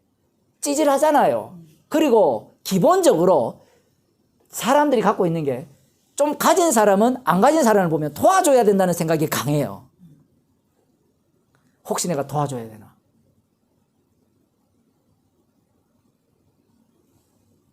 복음 알기는 뭘 개코입니다. 개코. 복음을 하나도 몰라요. 복음은 아는 게 아니에요.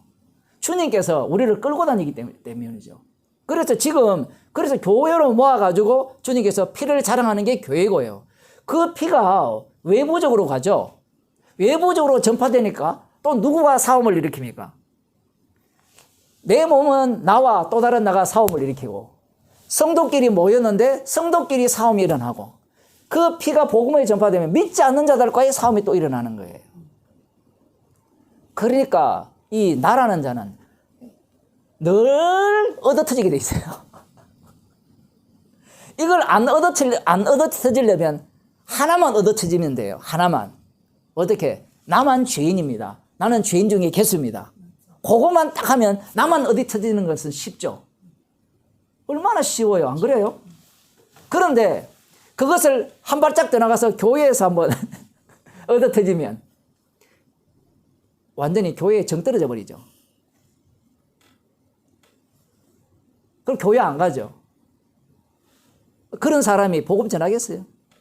복음도 전할 수 있죠. 이게 또 거리두기가 되니까 한 번 이야기해버리고 실탁하면 안 만나면 되니까 이게 참 웃기죠. 사실은 복음이라는 것이 교회가 있고 교회가 있는 가운데 그것이 이렇게 이렇게 나가는 거거든요. 그 피가 전파되는 거거든요. 그런데 교회 오기는 싫고 복음은 전하는 거예요. 왜? 요즘은 복음 전해도 핍박 안 받거든요. 그냥 이야기하면 니 다른 애 끝.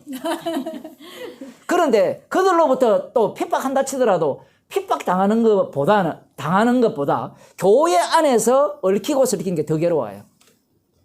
그래서 교회는 안 오고 복음은 전하는 거예요. 근데 주님이 그걸 용납합니까? 용납하지 않죠. 성령이 임하면 땅끝까지 이르러 내 증인이 되라 했을 때 우리는 자꾸 땅끝만 생각하잖아요. 나로부터 출발해서 이 교회 안에도 마찬가지고 교회 외부도 마찬가지고 주님은 뭘로 채우고 싶은가 하면 십자가의 피로 채우고 싶은 거예요. 자기 백성 가운데. 그런데 우리는 나를 위한 예수가 된 거예요.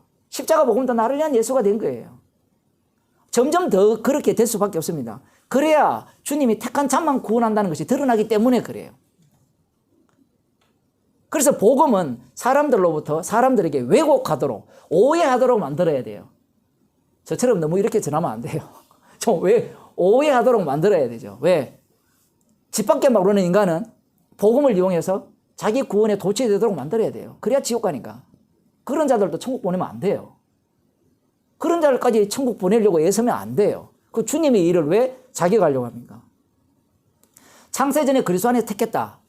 그의 은혜의 영광을 찬미하게 한다라고 했을 때는 이 간단하잖아요. 독생자의 영광이 십자가에 달려 죽으심으로 그 영광성을 드러냈잖아요. 그렇다면 그의 은혜의 영광을 찬미하는 방식은 뭐 노래로 부를 수 있는데 이 모든 것들이 다 어디로 직결됩니까? 십자가 사건으로 직결이 되죠. 그 십자가 사건이 일어날 때 그의 은혜의 영광을 찬미하는 몸이 되는 거예요.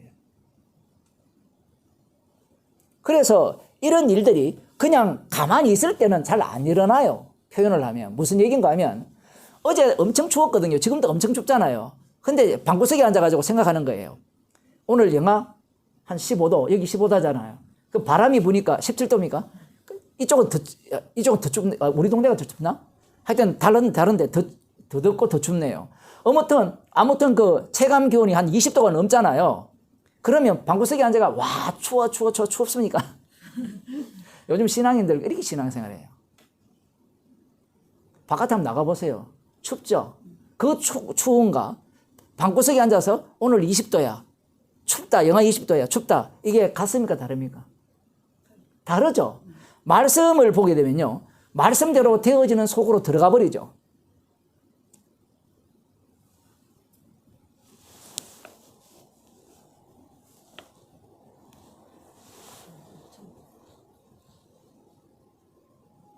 그리스도 안이 되어진다면 이 그리스도 안이 없다라고 제가 써놨는데 그리스도 안이라는 것은 지금 어떤 의미냐라는 겁니다. 아까 아모스 6장을 볼 때 그 시온에 있는 자들과 사마리아에 가는 자들이 안연하고 평안하다 했잖아요. 그게 자신들이 사는 땅. 그 땅이 부러운 거예요. 그 땅이 축복의 땅이 부러운 겁니다. 부러웠는데 심판을 냈잖아요. 그래도 부러운 거예요. 그거야 그런 일들은 다른 나라에도 얼마든지 일어나지만 얼마든지 회복될 수 있다는 거예요. 그런데 주님께서 이 땅을 주실 때는 이 가나안 땅이잖아요. 첫 번째는 가나안 땅인데 그 최종적인 땅은 성령입니다. 그리스도 안이에요. 그런데 이 그리스도 안, 성령, 이 그리스도 안이라는 이 땅은 어떤 땅이냐라고 할 때는 피공로를 자랑하는 땅이에요. 내가 안연히 편안히 가는 땅이 아니에요. 그래서 예수님께서 내가 주는 평안은 세상이 주는 평안과 다르다고 하신 거예요. 그런데 많은 사람들이 내가 안연히 가는 땅을 원해요. 제가 가끔 그런 강의할 때 말씀드릴 때 그런 얘기 했거든요. 많은 사람들이 진리의 복음을 찾아다녀요. 찾아다니는데 왜 찾아다니냐고 한번 물어보거든요. 물어보면 내가 안연히 가는 땅을 찾고자 하는 거예요. 죽고자 진리의 복음을 찾는 사람은 제가 볼 때는 없어요. 그런데 살고자 찾아왔는데 주님이 죽고자 만들어버리죠. 복음 속으로 들어오면. 그게 진짜 주님을 만난 사람이고 자기가 찾은 진리는 모두가 다 살고자 하는 복음이에요. 살고자 하는 진리예요. 자기가 안연히 거하고자 하는 땅을 찾아온 거예요. 목사 설교가 마음에 안 든다. 왜냐하면 기복적이기 때문이다 라고 할 때 십자가 기준에서 마음에 안 드는지 안 그러면 나한테 바치라고 하기 때문에 마음에 안 드는지 이건 분간을 할 수 없거든요. 그런데 많은 사람들이 가면을 쓰고 있거든요. 저 교회 목사 설교가 엉터리야. 왜 엉터리인데? 라고 하면 십자가 피를 안 전해서 엉터리입니다 라고 이야기하는 사람은 거의 없어요. 뭘 전하기 때문에? 기복신앙이기 때문에 엉터리다라고 이야기하죠. 십자가 피를 안 전하는 것과 기복신앙이기 때문에 엉터리다라는 것은 다른 이야기예요. 그럼 기복신앙이 안 되면 뭘로 하죠? 성화론을 이야기하죠. 그리스도 형상을 닮아가는 삶은 엉터리가 아닐 것이라 들어간단 말이에요.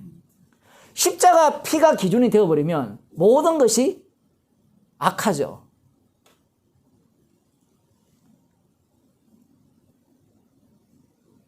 이 선택론, 그 창세전에 그리스도 안에서 택했다는 이 선택론, 이 자체가 누구를 위한 거냐 할 때는 오늘의 교회는 자기를 위한 거예요.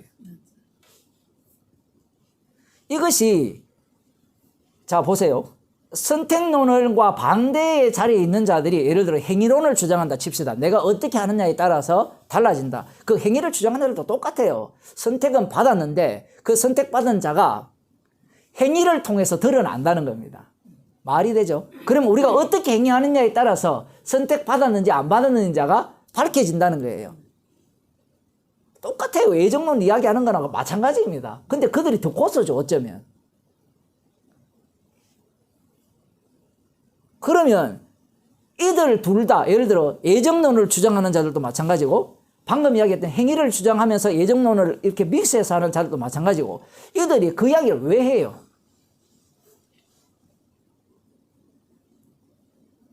행위를 이야기할 때 십자가 피만을 드러내는 행위를 이야기합니까? 아니죠. 하나님 앞에서 어떻게 사느냐를 이야기하는 거예요. 윤리적인 이야기를 하는 거예요. 율법적인 이야기를 하는 겁니다. 그럼 예정론은 뭐예요? 구원론으로 가버리죠. 아, 십자가 피만 전하라고 나를 죄인으로 살게 하는구나. 왜냐하면 주님은 우리를 살게 이 땅에 보내셨기 때문에 그래요. 움직이게 보냈다는 겁니다. 인간 자체가 움직이도록 보냈잖아요.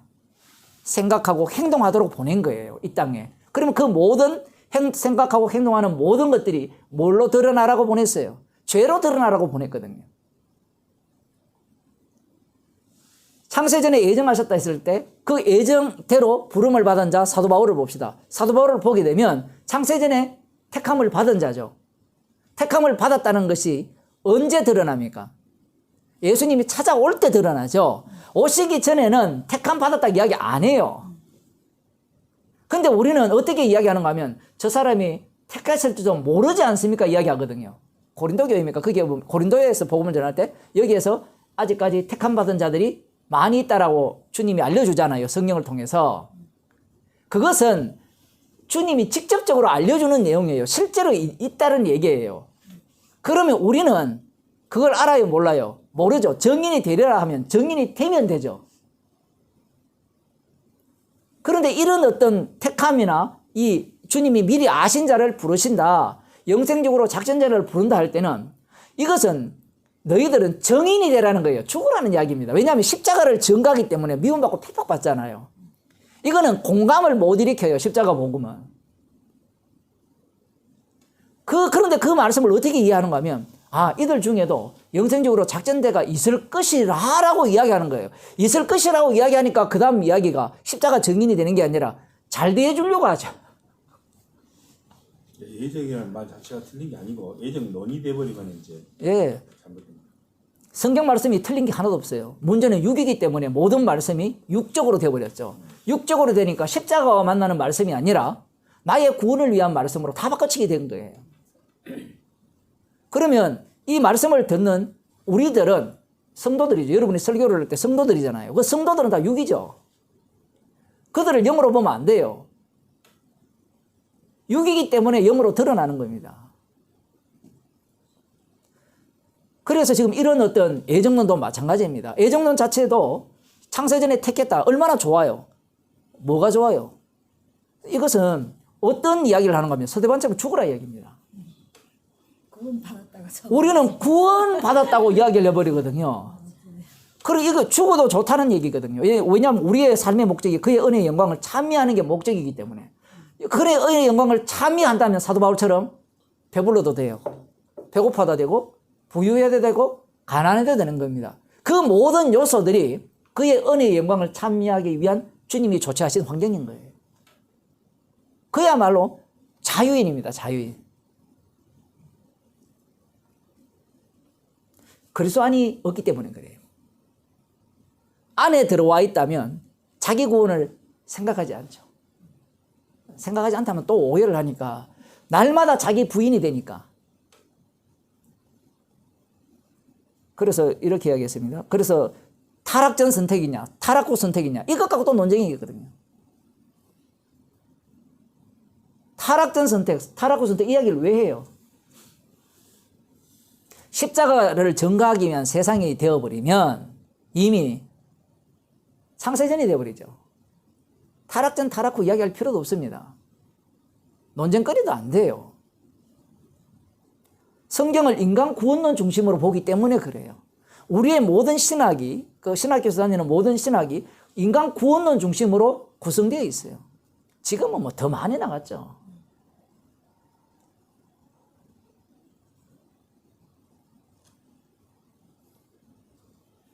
그리고 창세전 그리스도 안에서 택해버리면 인간이 하는 모든 행위들이 십자가의 능력으로 되어지는 일이 되어버려요. 무엇을 하더라도. 자, 보세요. 사도 바울이 예수님을 만나기 전이었어요. 이렇게 얘기하면 또 오해를 하는데, 지금 만나기 전에 예수 믿는 자를 핍박했잖아요. 그 핍박하는 행위 자체도 십자가의 능력으로 그렇게 하게 한 거예요.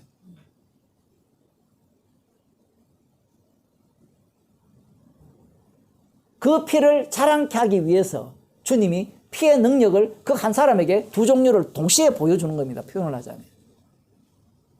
그러면 들어오면, 예수 안에 들어오면 핍박하는 모습이 없을까요?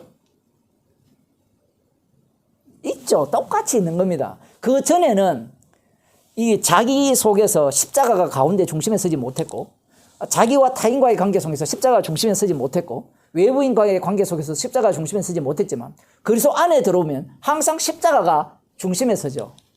그 모습은 언제나 죄인으로 자기가 드러나고, 죄인 중에 개수로 드러나고, 주님의 일은 주님이 홀로 진행해 나가는 걸로, 그야말로 목격자죠. 증인으로 하는 거예요.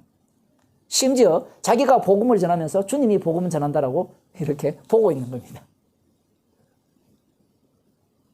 이것은 이미 사도행전 3장에서 얘기를 다 했잖아요. 자기들이 해놓고 주님이 했다라고 하잖아요. 그러면 자기들이 안 했습니까? 했죠. 했으니까 안 했다가 나오는 거죠. 주님이 이렇게 일을 하시는 겁니다. 빌립을 부르고 나를 쫓아라 이렇게 말씀하셨을 때, 빌립 입장에서는 여호와를 믿는 이유가 자기 구원을 위해서 믿었기 때문에, 이 메시아가 나를 불러서 나를 구원하기 위해서 불렀구나. 그 마가복음 10장에 보면 이 세베대의 두 아들 그 야고보와 요한이 이런 요청을 하죠. 예수님, 주의 영광의 자리에 앉으실 때 저를 우리 중 하나는 우편에 좌편에 앉게 해달라고 하잖아요. 그런 목적으로 자기를 불렀다고 생각하는 겁니다. 우리들도 마찬가지죠. 예수 믿고 구원받았다 했을 때 그 구원이 나를 천국 가기 위해서 불렀구나 이렇게 생각하거든요. 근데 천국 가는 거는 맞아요. 그 천국이 지금 이 빌립이 꿈꾸는 천국과 똑같은 천국이에요. 거의 대부분의 교인들이 천국을 빌립이 꿈꾸는 천국이에요. 그런데 그 천국은 십자가 사건이 일어나는 곳이 천국이에요. 그런데 십자가 사건이 예수님 때는 예수님 홀로 십자가 사건을 당했지만, 성령이 오게 되면 성도 자신이 십자가 사건 속에 파묻혀버려요. 거기에 동참하게 된단 말입니다.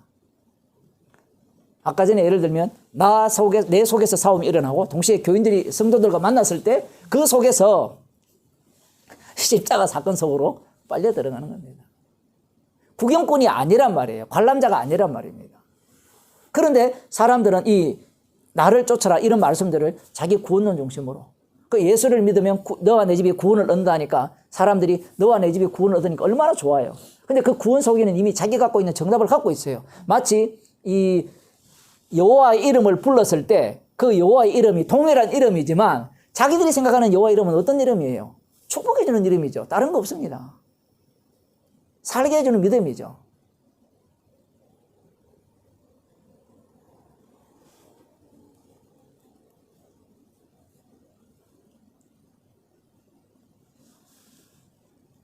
십자가에 신 그분의 주대심을 드러내기 위해서 그의 삶 자체가 주께서 인도하신 삶입니다.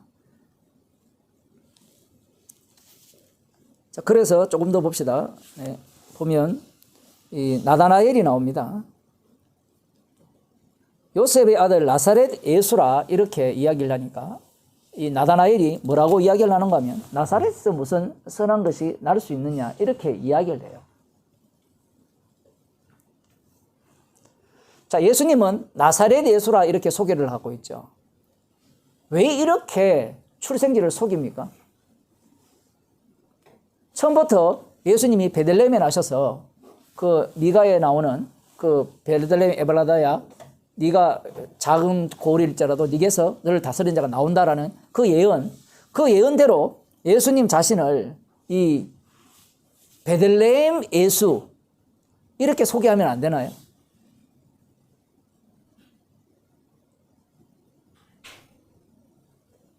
지금 나사렛 예수라고 하니까 나사렛에서 무슨 선한 것이 날 수 있느냐? 나다나엘은 예언을 알고 있죠. 베들레헴 사람이라 해야 되고 다윗의 동네라 해야 됩니다. 그래야 다윗의 시로 오시는 분이기 때문에.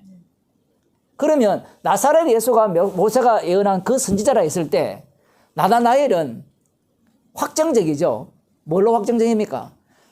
베들레헴 사람이라면 선한 것이 나올 수 있다라는 거예요. 자, 그러면 베들레헴 사람이었다면 이 나다나엘이 빌립의 말을 믿었을까요? 안 믿습니다. 왜냐하면 예수님께서 마태복음 2장에 보면 동방에서 박사들이 와서 그의 별을 보고 그에게 경배하러 왔다 했죠. 유대인의 왕에게. 그러자 예루살렘과 헤로단과 온 예루살렘이 소동했다 했죠. 거기에는 누가 있습니까? 율법사들이 함께 있는 거예요. 그들이 베들레헴에서 예수님이 난다는 걸 다 알고 있어요. 근데 왔다라고 동방으로부터 온 천사들이 별을 보고 따라왔다 했잖아요. 그걸 사실로 받아들였어요. 분명히 헤롯도 사실로 받아들였거든요. 그러니까 그 지경에 이세아이를 다 죽이라고 했잖아요. 그러면 그 서기관들과 바리새인들이 예를 들어 그 율법사들이 메시아를 안 기다렸습니까? 기다렸어요. 안 기다린 게 아니라니까요. 기다렸는데 베들레헴에서 났다라고 해도 안 믿죠. 왜 그래요? 도움이 안 돼요. 도움이 안 되잖아요. 지금 헤롯 왕 앞에서 그 얘기를 하는 바람에 도움이 안 되잖아요. 지금 왕이 버젓이 있는데 유대인의 왕으로 나타나니까. 그러니까 지금 나다나엘이 하는 이야기가 그냥 단순히 약속의 자손은 메시아는 그 베들레헴에서 나실 뿐이야. 나는 거기에서 오실 분을 기다리고 있어. 그래서 나사렛에서는 무슨 선한 것이 날 수 없다라는 이야기처럼 들릴지 모르지만 이런 사고방식이 모두 그 당시에 나름대로 경건하다고 하는 모든 자들이 갖고 있는 사고방식이에요. 율법사들이 바리새인과 서기관들이 하나님의 율법을 이렇게 존중을 하고 메시아를 기다렸거든요. 그들도 안 기다린 게 아니에요. 그런데 그들이 기다린 메시아상과 민중들이 기다린 메시아상이 달라요. 이렇게 이야기하면 좀 이상할지 모르지만 나한테 누구에게든지 나한테 해를 가하지 않고 유익을 가져오는 예수여야 돼요. 예수. 돈이 없는 사람은 돈을 많이 챙겨주는, 가난하면 부자 되게 해주는, 건강하지 못하면 건강하게 해주는, 이 메시아상이 다 다르는 겁니다. 표현을 하면. 나사렛에서 무슨 선한 것이 날 수 있느냐라고 함으로 말미암아 예수님께서 의도적으로 나사렛 예수라 칭함을 받는 거예요. 이 말 속에 예수님에 대해서 사람들이 어떤 생각을 갖고 있는지가 다 드러나는 겁니다. 무시하는 거예요. 이 나사렛 그 마태복음에 보면 나사렛 사람이라 일컬음을 받게 하람이라 이렇게 예언이 되어 있거든요. 혹시 아세요? 한번 봅시다. 마태복음.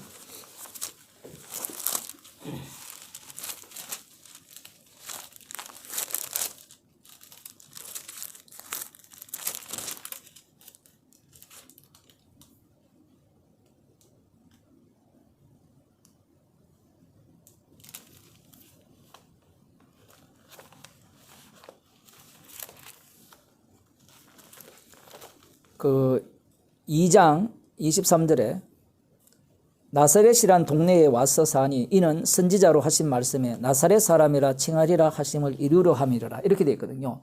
근데 선지자가 예언한 내용 중에 나사렛 사람이라 칭하리라라는 내용이 없어요. 구약에. 없는데 그러면 왜 성령께서는 마태를 통해서 이런 말씀을 쓰셨는가?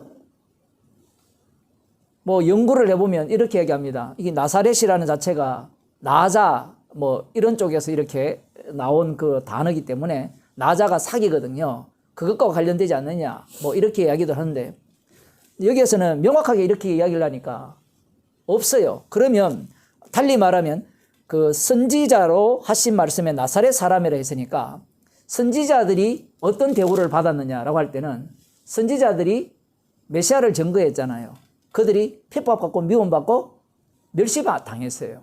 그런 의미로서 이해를 해야 됩니다. 지금 나다나엘이 무시하잖아요. 최종적으로는 이 무시가 어떻게 됩니까? 예수님을 십자가에 못 박아 죽여버리죠.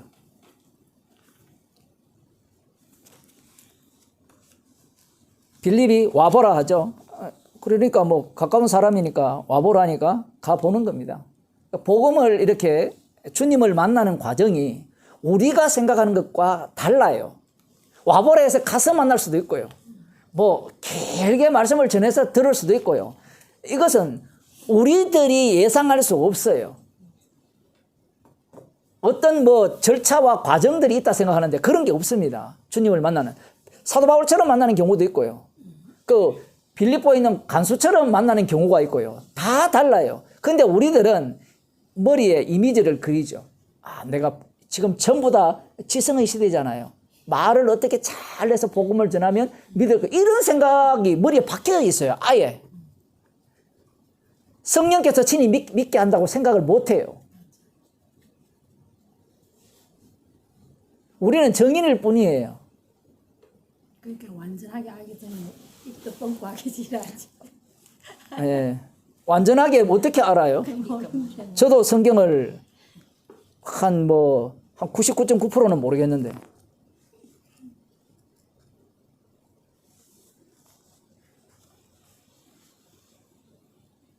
뭐 1%만 알아도 대단한데 0.1% 알지 모르겠어요. 말씀 자체가. 받은 것 전하는 거죠. 복음은. 받은 것을 전하는 거예요. 아는 걸 전하는 게 아니에요.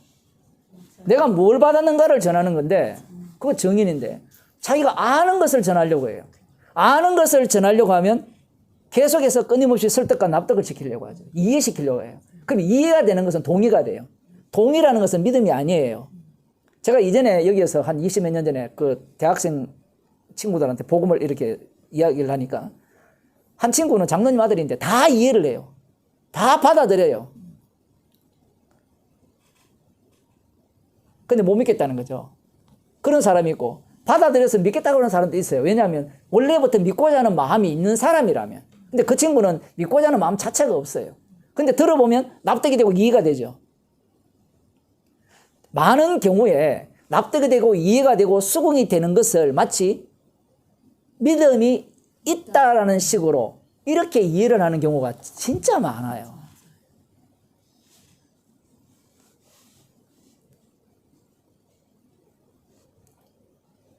자, 나다나엘 이야기로 가봅시다. 와보라 하니, 네, 이 복음을 듣는 과정은, 믿게 되는 과정은 그렇게 다양합니다. 우리가 어떻게 할 수가 없어요.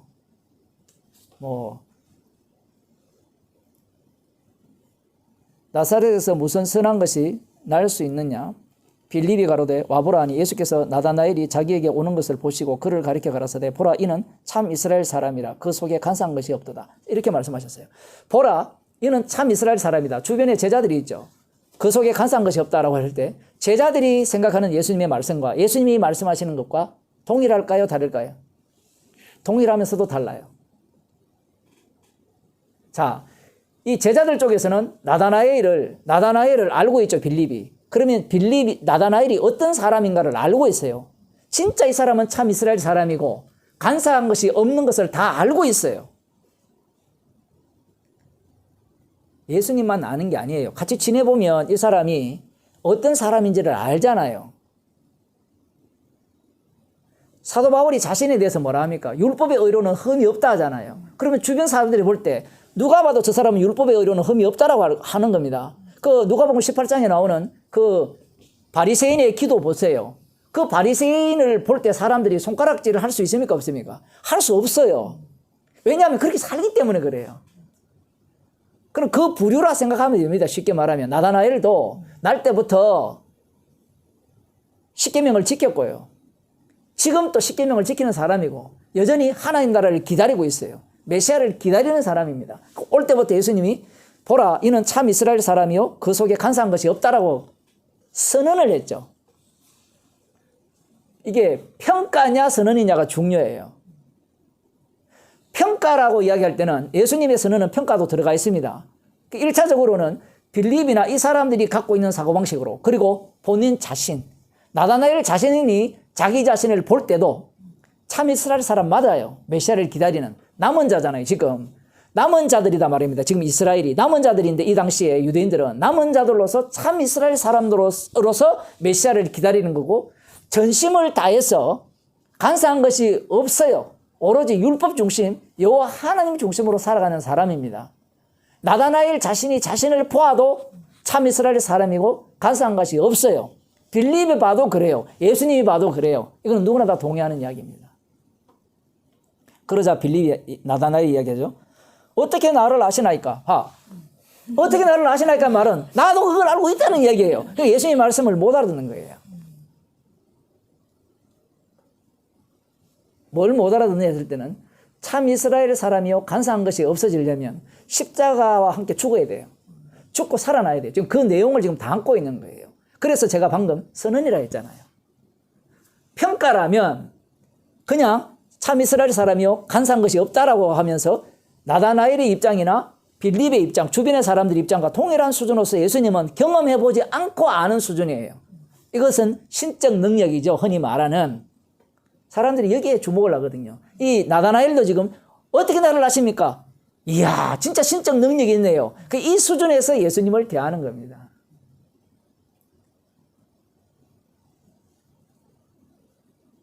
우리들이 갖고 있는 안목들이 다 이런 안목이죠. 어떻게 나를 아십니까? 자기가 죽어야 될 자라고는 꿈에도 생각하지 못하는 거예요. 그러면 한 번만 죽으면 됩니까? 아니에요. 계속 죽어야 돼요, 성도는. 날마다 죽어야 되죠. 왜냐하면 날마다 자기를 부인하고 날마다 제 십자가를 지고 따라오라 했거든. 이것은 우리한테 부탁하는 게 아니에요. 어제 책 읽은 거 재미있는 이야기가 있는데 사람들은요, 인간들은요, 명령을 하면 짜증을 낸답니다. 명령을 하면 이게 뇌 쪽에서 거부감을 먼저 일으킨대요. 근데 부탁을 하면요, 잘 듣는데요. 하나님께서도 부탁을 하시지 왜 명령을 해가지고 짜증내게 하세요? 그 얘기 듣고 참 인간의 악마성이 얼마나 악랄하냐. 그게 오늘날 상담이에요. 상담 심리예요. 그래서 사람들에게 말할 때, 복음을 전할 때도 강하게 하지 말고 부탁하듯이, 그리고 나는 내 생각은 이렇습니다 라는 식으로 설교를 하라는 거예요. 표현을 하자면. 이게 엉터리입니다. 이게 악마적입니다 라고 선언을 하면 불쾌하다는 거예요. 왜? 사람들은 다 인권을 갖고 있고요. 그것도 그냥 인권이 아니라 천부 인권이에요. 하늘이 주신 인권을 갖고 있어요. 하나님과 같은 인권을 갖고 있기 때문에 예의를 갖추어서 복음을 전하는 거. 그렇죠. 그래서 부탁을 하라는 거예요. 예수 믿어주세요. 예수 믿으면 천국 갑니다. 제발 믿어주세요. 그래 전도할 때 애걸 구걸하잖아요. 나다나엘이 어떻게 나를 아십니까? 라고 했을 때는 놀란 겁니다. 자기가 기다린 메시아도 이러한 능력이 있을 거라는 기대감을 갖고 있는 거예요. 표현하면. 예수님께서 말씀하십니다. 빌립이 너를 부르기 전에 네가 무화과나무 아래에 있을 때에 보았노라. 무화과나무 아래에 있을 때 뭐 했느냐라는 겁니다. 무화과나무 아래에 있을 때 뭐 기도를 했는지 어쨌든 하나님 앞에서 나름대로 어떠한 모습을 보였겠죠. 메시아를 기다리고 있었다고 메시아가 오기를 기도했을 수도 있죠. 깜짝 놀랍니다. 나다나엘이 대답하여 가로되 랍비여 당신은 하나님의 아들이시오 당신은 이스라엘의 임금이로소이다. 왜 이 이야기를 하는가 하면 지금 이 이야기도 마찬가지예요. 나다나엘이 이야기하는 하나님의 아들 이스라엘의 임금이라는 개념은 그가 기다리는 메시아예요.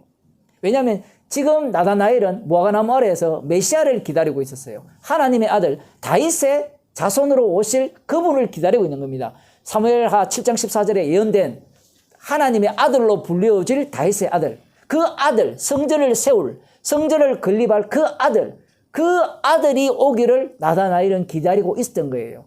그래서 무화과나무 아래에서 네가 있는 것을 보았다, 부르기 전에 보았다라고 하니까 이 나다나엘이 곧장 하는 말이 당신은 하나님의 아들이요 이스라엘의 임금입니다라고 고백하는 겁니다. 이 고백이 잘못되었어요? 잘 됐어요? 말이야 맞죠? 말이야 맞는데 엉터리죠. 엉터리란 말입니다. 이 고백이. 주님을 만나는 과정이 그래요. 항상 우리는 정답을 갖고 들어가려고 하잖아요. 주님을 만나는 과정은 우리 엉터리를 갖고 들어가야 십자가를 경유해서 주님을 만나게 되거든요. 우리는 엉터리 아닌 것을 갖고 가려고 해요. 그냥 내놓으면 되는데 내놓을 때 뭐라고 생각하는가 하면 이게 말씀대로 옳은지 그른지를 먼저 판단을 해요.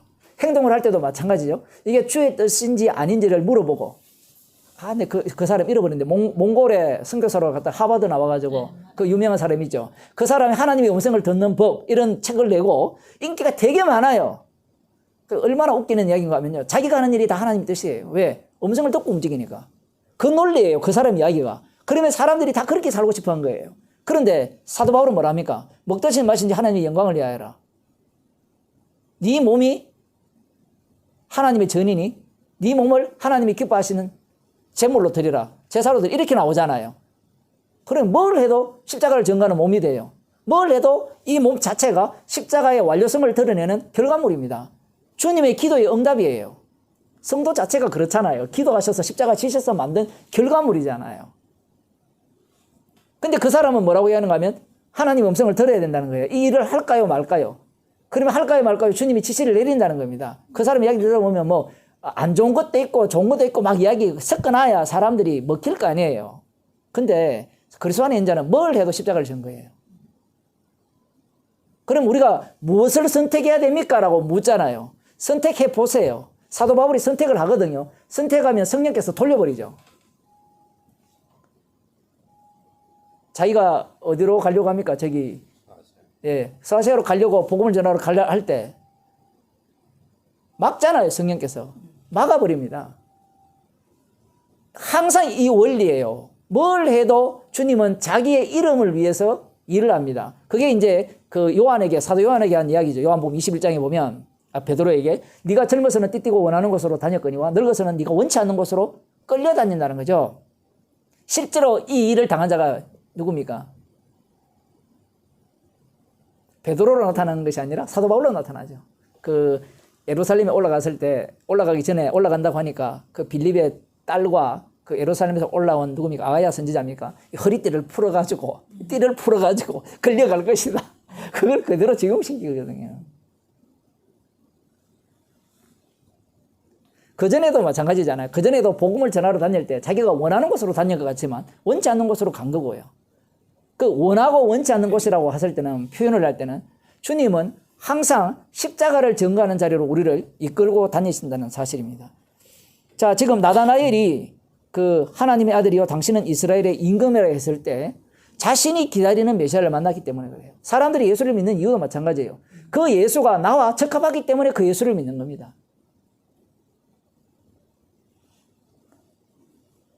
하는 김에 조금 더 할게요. 괜찮겠어요? 네. 지금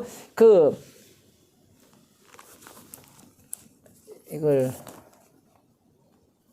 인도에 그 브라만 교가 있어요. 그 브라만 교가 있는데 이 종교가 정말 재미있는 종교인데 제가 그 강의를 들으면서 얘들 기원이 그 모세 제사법에서 오지 않았나 그런 추론을 했어요. 자, 어쨌든 뭐 추론하도 마찬가지인데 그 이들의 특징이 무엇인가 하면요. 이 종교의 특징은 제사입니다. 그 핵심은 제사인데 아수라라는 악마가 있고요. 표현을 하자면 데바라는 신들의 무리가 있어요. 그 신들의 무리 중에 가장 앞장서 잘 싸우는 사람이 인드라라는 신이에요.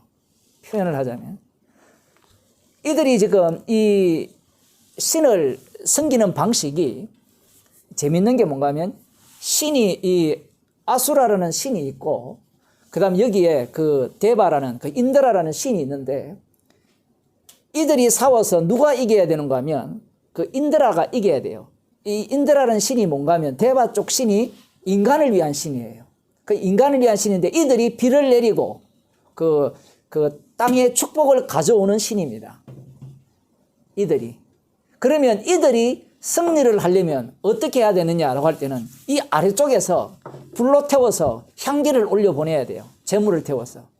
향기를 올려보낼 때 그 힘을 받아가지고 승리를 하는 겁니다. 그래서 인드라가 누구와 싸워서 이기느냐 할 때는 용과 싸워서 이겨요. 쉽게 말하면 뱀 같은 자와 싸워서 승리한다 그 얘기입니다. 그래서 승리하면 비가 내려서 그 비를 누가 먹어요? 소가 먹고 그 소를 누가 잡아요? 사람이 잡아서 불에 태워서 올리는 이 시스템을 돌리는 겁니다.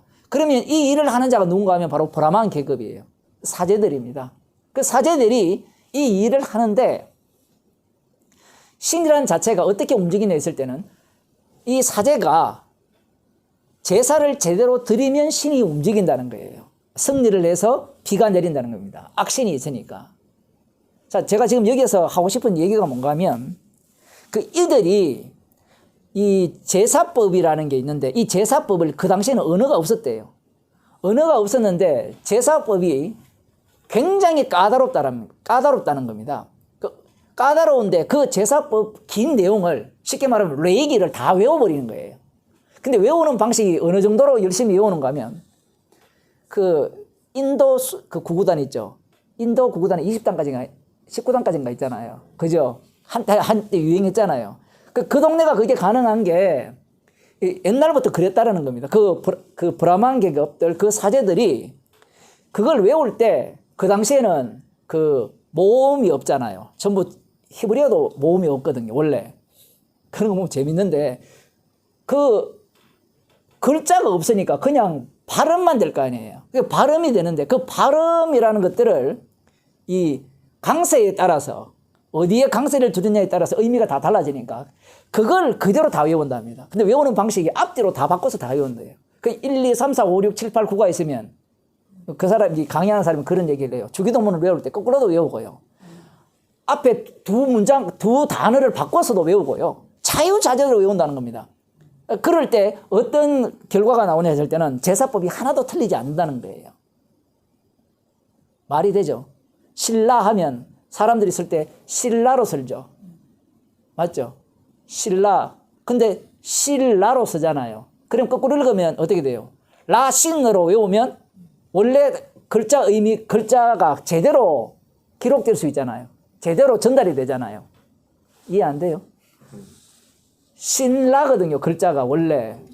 근데 이걸 외울 때, 제사를 드릴 때 라신 또 외우는 거예요. 신라만 외우는 게 아니라 제사 사제들은 다 외우는 거, 앞뒤를 다 외우는 거예요. 그러면 전달이 그 다음 세대에 가더라도 정확하게 전달된다는 겁니다. 그 의미가 정확하게 전달되는데, 물론 그건 자기들의 권력을 위한 건데, 이 정확하게 이 제사법대로 제사를 드려야만 신이 응답을 해서 이 아수라와 싸워서 우리에게 곡식을 내린다는 거예요.